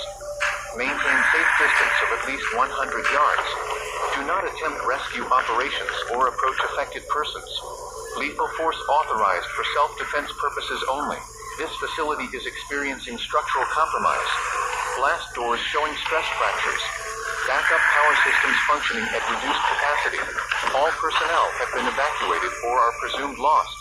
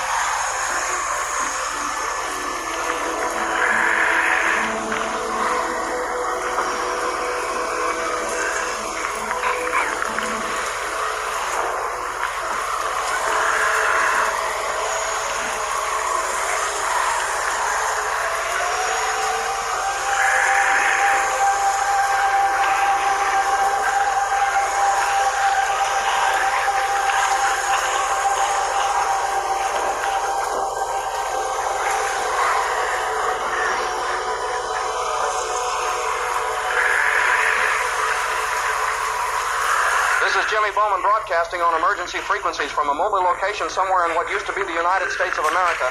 For anyone still alive out there, still fighting, still hoping that someone might come to rescue you, I need to tell you the truth that no government official will ever broadcast again. There is no government. There is no military. There is no organized resistance left anywhere on this continent or anywhere else in the world. The ghouls have won. Completely and absolutely. And what we're looking at now is a world where the dead outnumber the living by ratios that make survival a mathematical impossibility. Every major city, every military installation, every government bunker, every place where human beings tried to gather together for mutual protection, all of them have been overrun and consumed by endless waves of reanimated corpses that never tire, never retreat, and never stop searching for living flesh to devour. The surface of the earth is now covered with the undead figures that stretch from horizon to horizon. A carpet of death so thick and so extensive that you can see it from satellite images as a dark mass that moves slowly but relentlessly across entire continents. I've been monitoring radio frequencies for weeks now, listening to the final transmissions from military units, government facilities, and civilian survivors, and they all tell the same story. The sheer numbers make resistance impossible, not because the dead are intelligent or organized, but because they never stop coming, never stop pressing forward, never stop hunting for the scent and sound of living humans. Every structure built by human hands, no matter how strong, no matter how well defended, eventually collapses under the accumulated weight of millions of bodies pressing against it with mindless persistence. Jimmy, this is Lydia Brenner, if anyone remembers me, from the ham radio networks. I'm transmitting from what's left of northern Wisconsin, and I need people to understand what survival looks like in this new world we're living in. The dead aren't our only enemy anymore, because the living humans who are left have turned into something worse than the monsters that hunt us. I've seen groups of survivors who have resorted to cannibalism, not because they're infected or turning into those things, but because they've decided that eating other people is easier than scavenging for food while avoiding the endless hordes that cover every inch of habitable land. Last week I encountered a family, a mother and father with 2 young children, and they tried to kill me so they could feed my body to their kids. Not because they were infected, not because they were turning into those monsters, but because they had made a conscious decision that murdering other survivors was their best chance of staying alive in a world where every other food source has been contaminated or destroyed. The children were crying, begging their parents not to hurt me, but the adults had lost every trace of human decency and moral restraint that separates us from animals. The only reason I was able to escape was because a group of those corpses showed up. While I was running away, I could hear that family screaming as the dead ate them alive. This is Major Franklin Webb, United States Army, broadcasting what may be the final military transmission from North American forces. My unit was tasked with establishing a defensive perimeter around the Great Lakes region, and I'm here to report that mission has failed catastrophically along with every other military objective that was attempted during this crisis. We're looking at horizons covered with dead figures that stretch as far as the eye can see in every direction. Numbers so vast that our ammunition supplies were exhausted before we could make any measurable impact on their advance. The walking dead have covered the entire landscape like snow covers a field in winter, except this snow is composed of rotting corpses that never stop moving, never stop searching, never stop hunting for any sign of living human activity. They don't think or plan. They just move mindlessly toward whatever attracts their attention, but there are so many of them that it doesn't matter. Military doctrine has no answers for an enemy that can absorb unlimited casualties without any reduction in combat effectiveness, and civilian populations have no hope of survival when the enemy force outnumbers them by thousands to 1 in every engagement. What Major Webb is describing matches every report I've received from military personnel across the globe before their communications went silent. The dead don't just outnumber the living, they vastly outnumber every living person who ever existed at any point in human history. We're not just dealing with people who died during this crisis, but with any corpse still intact enough to move, anyone buried, stored, or left lying wherever the reanimation effect reached them. Cemeteries that are decades or centuries old have been torn open, the soil pushed up from below as every body not yet reduced to dust clawed its way free and joined the undead masses. Ancient burial grounds, forgotten graveyards, mass graves from wars and plagues, every place where the earth still held flesh and bone, all of them have contributed to the growing armies of the dead. Corpses that had not yet rotted to dust, coffins that still held something more than bones, they've all split open as their occupants clawed their way back into the world. The hordes across our world right now include plague pits torn open, soldiers from long-forgotten battlefields, and the unquiet remains of generations past, all of them dragged back from silence by the same blind hunger for living flesh. For any survivors still listening, understand that there is no safe place, no refuge, no government coming to rescue you, and no hope that this situation will improve or resolve itself over time. The best you can do is stay mobile, stay hidden, and save your last bullet for yourself when you can't run anymore, because being eaten alive by corpses is a death that no human being should have to endure. Don't let them take you alive. Don't let yourself become another member of the endless horde that hunts the few remaining living souls on this planet. Most people don't know that you can get a domain from Squarespace, not just a website. But you're not most people, because now you know you can get a domain from Squarespace. Something like velvetchords.com for your music studio, or kidchords.com for your middle school band camp. Whatever your dream, Squarespace is how you make it happen, all under one roof. Get yours before it's gone with offer code MAKEITREAL for 10% off your domain or website. Terms and conditions apply. The world as we knew it is over, finished, consumed by forces that turned our own dead against us and made survival a temporary postponement of the inevitable rather than a realistic long-term possibility. Human civilization lasted for thousands of years, but it ended in a matter of weeks when the dead decided they were hungry and there were more of them than there were of us. God help anyone still breathing, because there's no one else left who can help, and nowhere left to run where the shambling dead won't eventually find you and drag you down into the endless hunger that has consumed our world.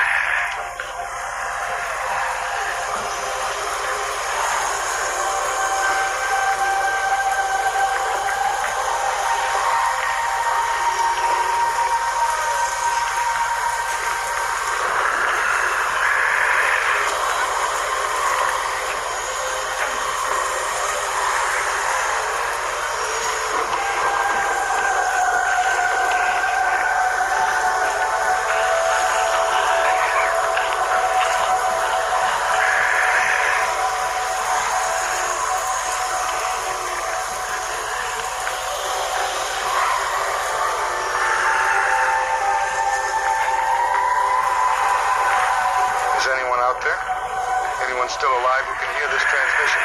My name is Larry Talbot, and I'm broadcasting from what used to be Denver, Colorado, though I don't think those geographic designations mean anything anymore in a world covered by walking corpses. I've been alone for, God, I've lost track of how long it's been since I've seen another living human being. Days? Weeks? Time doesn't mean anything when you're constantly running, constantly hiding, constantly listening to the sound of shuffling feet. That means they found your hiding place again. I'm surrounded by them, completely surrounded by thousands, maybe tens of thousands of undead figures that press against this building day and night. I can hear them out there right now, moaning and scratching at the walls. And I know it's only a matter of time before they find a way in, or the structure collapses under their weight, like every other building I've tried to shelter in. The infection got me yesterday. White wound on my left arm that's turning black and spreading up toward my shoulder.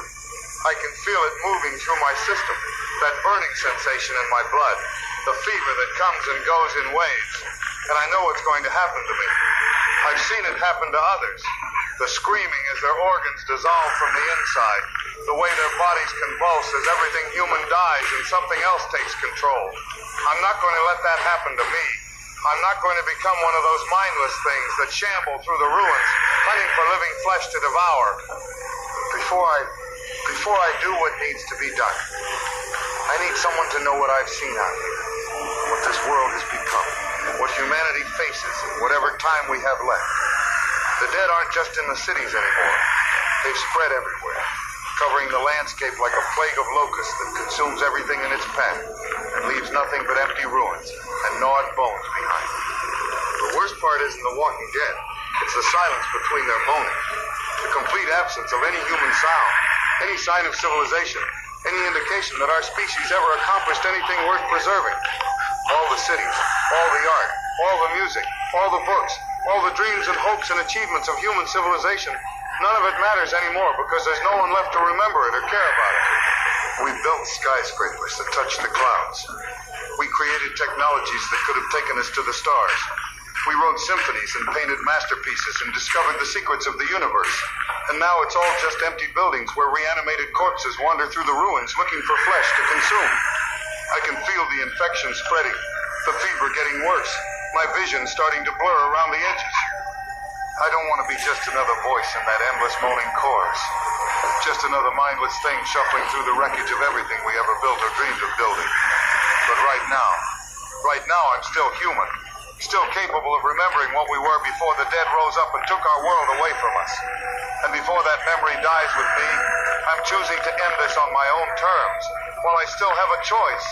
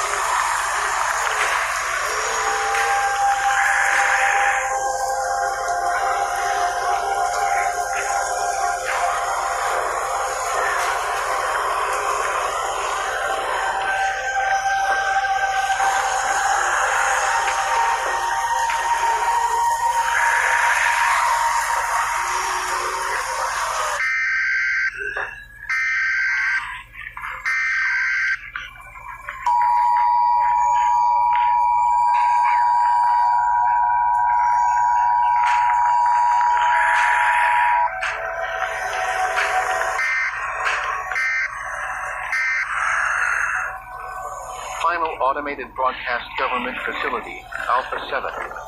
Structural integrity compromised. Blast doors breached on levels 1 through 7. Backup power failing. Emergency broadcast will continue as long as transmission equipment remains operational. Do not approach this facility. Structure is unstable. This is the final transmission from automated emergency systems. All personnel are presumed lost. Facility overrun. God help anyone still listening. Transmission ending.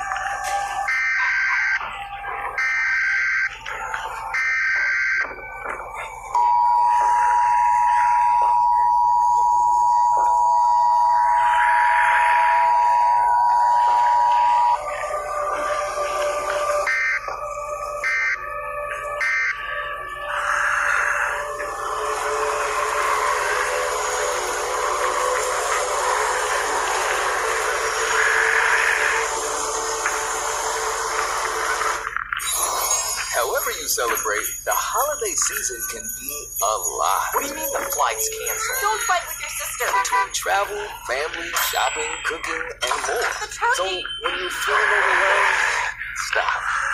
Take a moment. Check in on yourself. Don't try to do everything at once. Focus on one small thing at a time. For more tips for dealing with stress, visit dph.ohio.gov/check-in.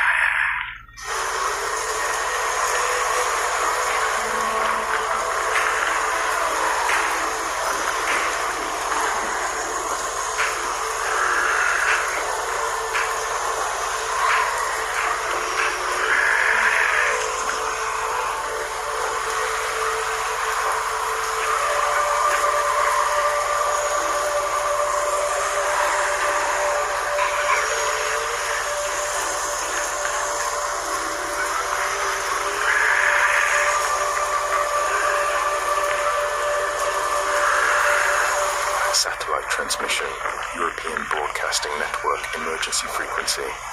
London, Paris, Rome, Berlin, all major European cities overrun by massive concentrations of reanimated individuals, estimated numbers in the millions. Government facilities across the continent have ceased all communications. Military resistance has collapsed. Civilian populations presumed lost. Asian Broadcasting Consortium, final transmission from Tokyo. Beijing, Mumbai, Jakarta, similar reports of total infrastructure collapse, undead hordes covering entire metropolitan areas, Australian Emergency Network Sydney, Melbourne, Perth, no longer responding. Satellite imagery shows movement across entire continent.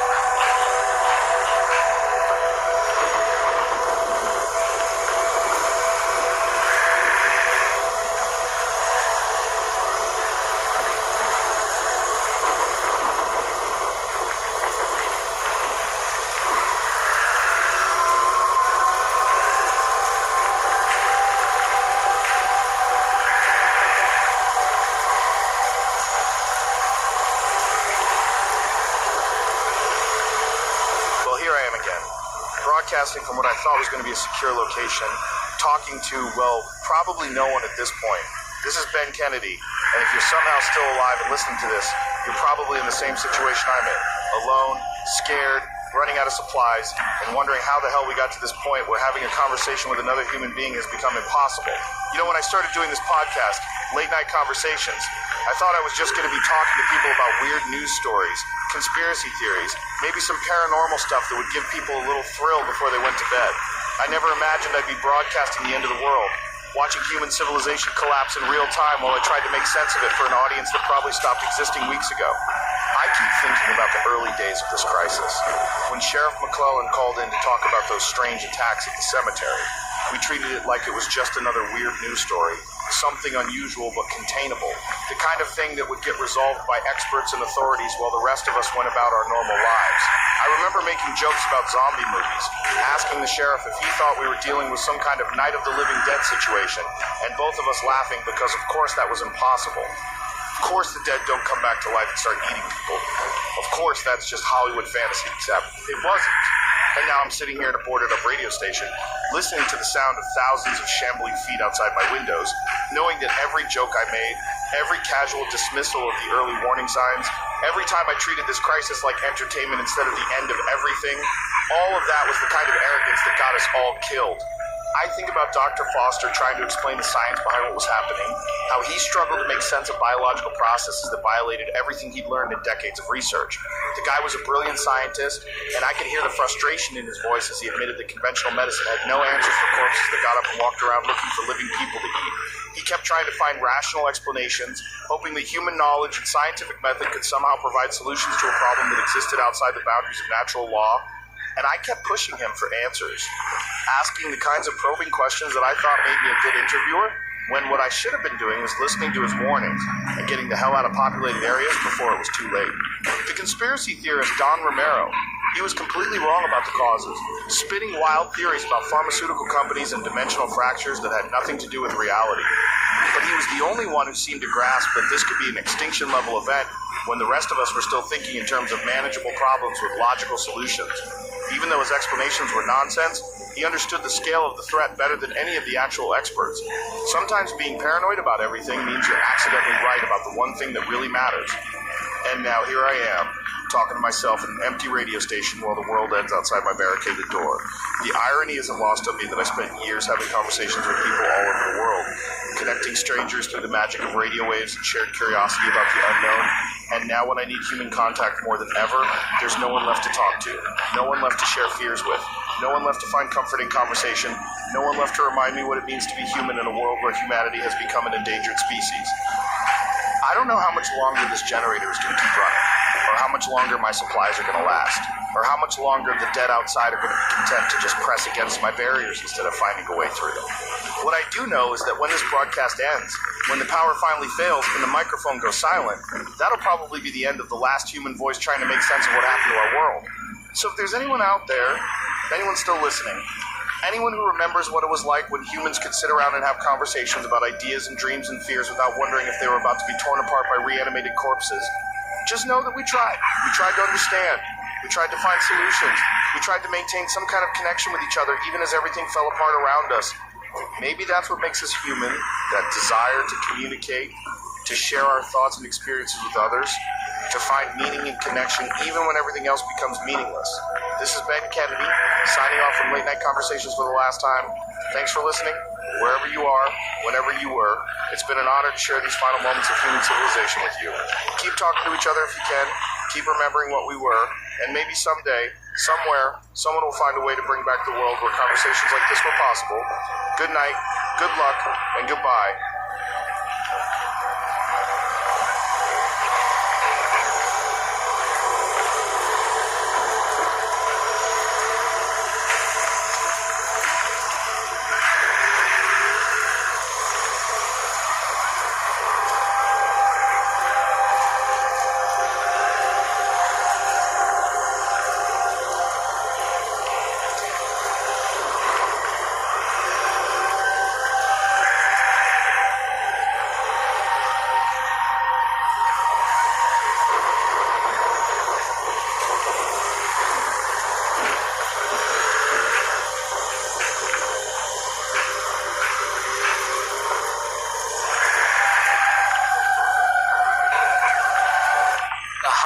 Are here, full of joy, family, friends, and yes, a little hustle and bustle.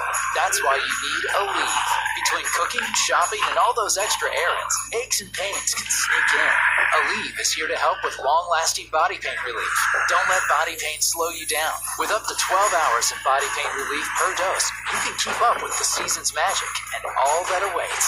Pick up Aleve and get back to what really matters, making memories. Use as directed.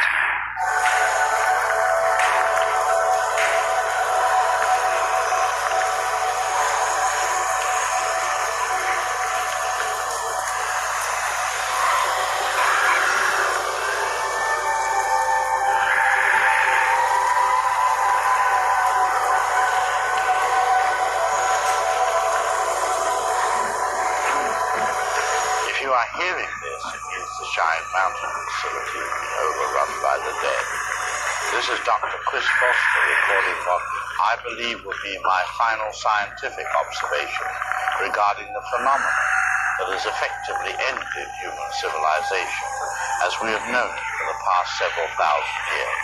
I am currently isolated in a research facility that has maintained structural integrity longer than most installations, though I can hear the persistent sounds of reanimated individuals attempting to breach our defensive barriers, and our engineering assessments indicate that complete structural failure is inevitable within the next 24 to 48 hours. as a scientist who has spent the better part of his career believing that every natural phenomenon could be understood through careful observation, analysis, and application of scientific method, I find myself compelled to document our complete and absolute failure to comprehend or combat the forces that have destroyed our species. The reanimated individuals that now dominate the Earth's surface operate according to principles that exist outside the established laws of biology, physics, and chemistry as we understand them. From a purely observational standpoint, what we have witnessed represents the most comprehensive failure of human knowledge and technology in recorded history. Every assumption we made about death, about biological processes, about the fundamental nature of consciousness and motor function, all of these assumptions are proven not merely incorrect, but so fundamentally flawed that our entire scientific worldview has been rendered obsolete by observable reality. The reanimated individuals demonstrate motor coordination without functional nervous system, purposeful behavior without measurable brain activity, and responses to stimuli despite the complete absence of the biological infrastructure that should be necessary for such capabilities. They detect and pursue living humans through methods that we cannot identify or measure using any scientific instruments at our disposal, and they demonstrate persistence and durability that violate basic principles of physics regarding energy conservation and structural integrity. Perhaps most significantly from a scientific perspective, the reanimation phenomenon has demonstrated that human science's understanding of life and death was not simply incomplete, but categorically wrong in ways that made our species fundamentally unprepared for a threat that operates outside natural law as we conceive it. We developed weapons based on assumptions about pain response and tissue damage that prove completely irrelevant when confronting entities that feel no pain and continue functioning despite massive physical trauma. We designed defensive strategies based on assumptions about enemy behavior and tactical thinking that proved useless against opponents who never retreat, never adapt their strategies, never show fatigue or fear or any other psychological response that military doctrine was designed to exploit. Our medical science proved incapable of treating or preventing a condition that converts living humans into reanimated corpses within hours, and our biological research failed to identify the mechanism by which dead tissue maintains motor function without the cellular processes that should be necessary for such activity. In every area where human knowledge should have provided solutions or countermeasures, we discovered that our understanding of natural law was so limited that we were essentially helpless against forces that we could observe but not comprehend. For any future researchers who might discover these recordings, assuming that human civilization somehow survives this catastrophe and eventually develops the scientific capability to understand what we could not, I want to emphasize that our failure was not due to lack of effort or inadequate resources. The finest scientific minds on the planet, working with the most advanced research equipment and unlimited government funding, proved incapable of developing effective countermeasures against a threat that operates according to principles we were unable to identify or measure. The reanimation phenomenon appears to involve some form of energy or organizing principle that can animate dead organic tissue, maintain complex motor responses without functional nervous systems, and create behavioral patterns that mimic predatory instincts without the cognitive processes normally associated with such behaviors. Whether this represents some previously unknown natural law, some form of external influence that we lack the scientific framework to detect, or something else entirely, it operates on a scale and through mechanisms that exceeded our species' capacity for scientific understanding. What I can document with certainty is that the reanimated individuals represent an extinction-level threat to human civilization that cannot be addressed through conventional scientific or technological approaches. Their numbers increase exponentially with every human death. They show no degradation in motor function or behavioral patterns over extended periods, and they demonstrate an apparently unlimited capacity to detect and pursue living humans, regardless of defensive measures or concealment strategies. From a population dynamics perspective, the mathematics of this situation make human survival statistically impossible over any extended time frame.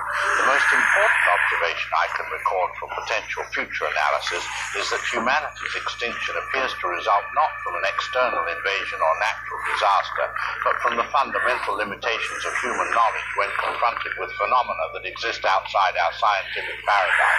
We were destroyed not by superior intelligence or advanced technology, but by our own inability to understand or adapt to forces that challenged every assumption we made about the nature of life, death, and biological reality. You want to start a business? You might think you need a team of people with fancy tech skills, but you don't. You just need GoDaddy Aero. I'm Walton Goggins, and as an actor, I'm an expert at looking like I know what I'm doing. GoDaddy Aero uses AI to create everything you need to grow a business. It'll make you a unique logo. It'll create a custom website. It'll write social posts for you and even set you up with a social media calendar. Get started at GoDaddy.com/Aero. That's GoDaddy.com/AIRO. This concludes my final scientific documentation of the reanimation phenomenon.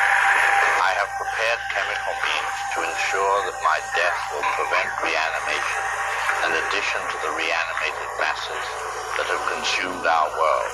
To whatever form of human civilization might eventually emerge from this catastrophe, learn from our failure to prepare for the impossible, and remember that scientific arrogance regarding the limits of natural law contributed to our species' inability to survive contact with forces beyond our comprehension. This is Dr. Chris Foster, ending final research documentation, and may future generations prove more capable of understanding what we could not.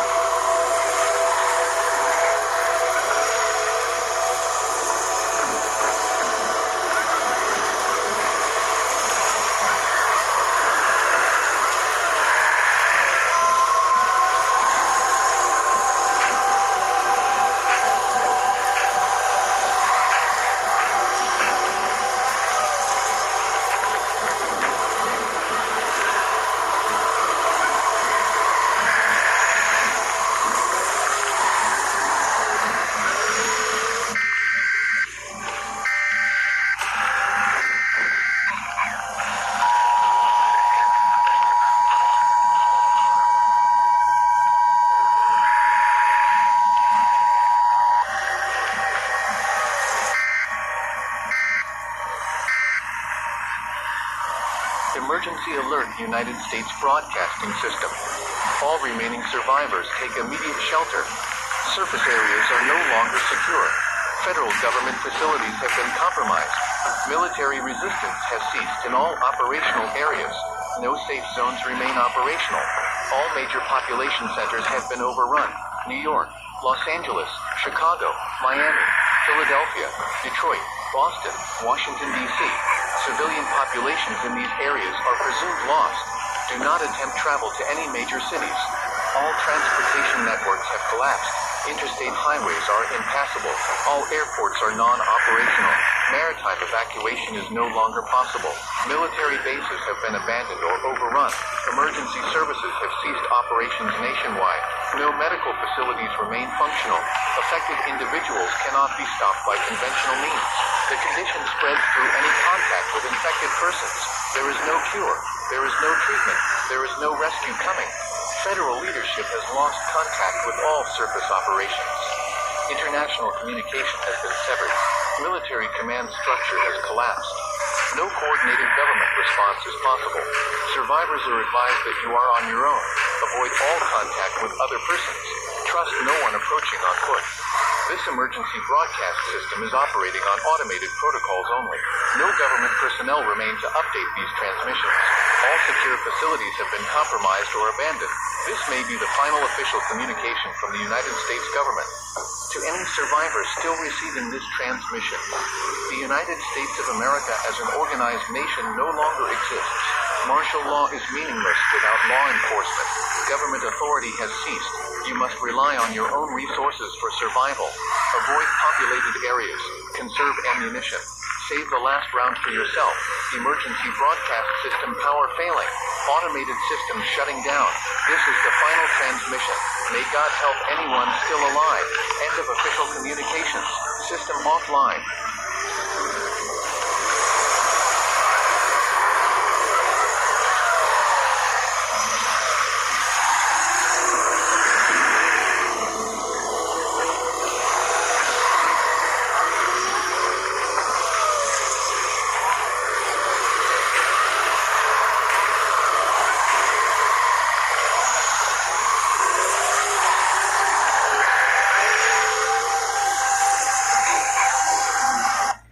Nationwide is so much more than a great insurance company. They're one of America's largest financial services companies. Like how I'm more than just Big Manny. I'm also motivating Manny.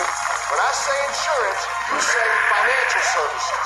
Insurance. Financial services. Insurance. Financial services. Now when I say nationwide, you say it's both. Nationwide. Nationwide. For your insurance and financial needs, Nationwide is on your side. Nationwide Investment Services Corporation, member FINRA, Columbus, Ohio.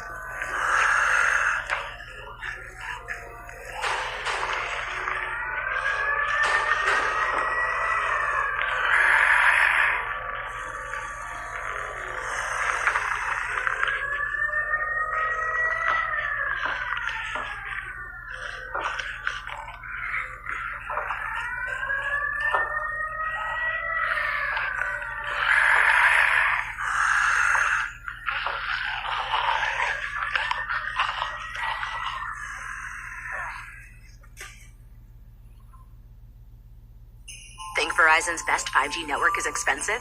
Think again. This season, bring in your AT&T or T-Mobile bill to a Verizon store for a better deal. Then use those unwanted bills to wrap up goodbye gifts to AT&T. Or cut them into snowflakes to celebrate your switch from T-Mobile. 'Tis the season to save at Verizon. Just bring in your bill to your local Verizon store and we'll give you a better deal. Rankings based on root metrics which score report dated 1/2025. Your results may vary. Requires postpaid consumer mobile bill dated within the past 45 days and same name as person redeeming deal. Additional terms apply.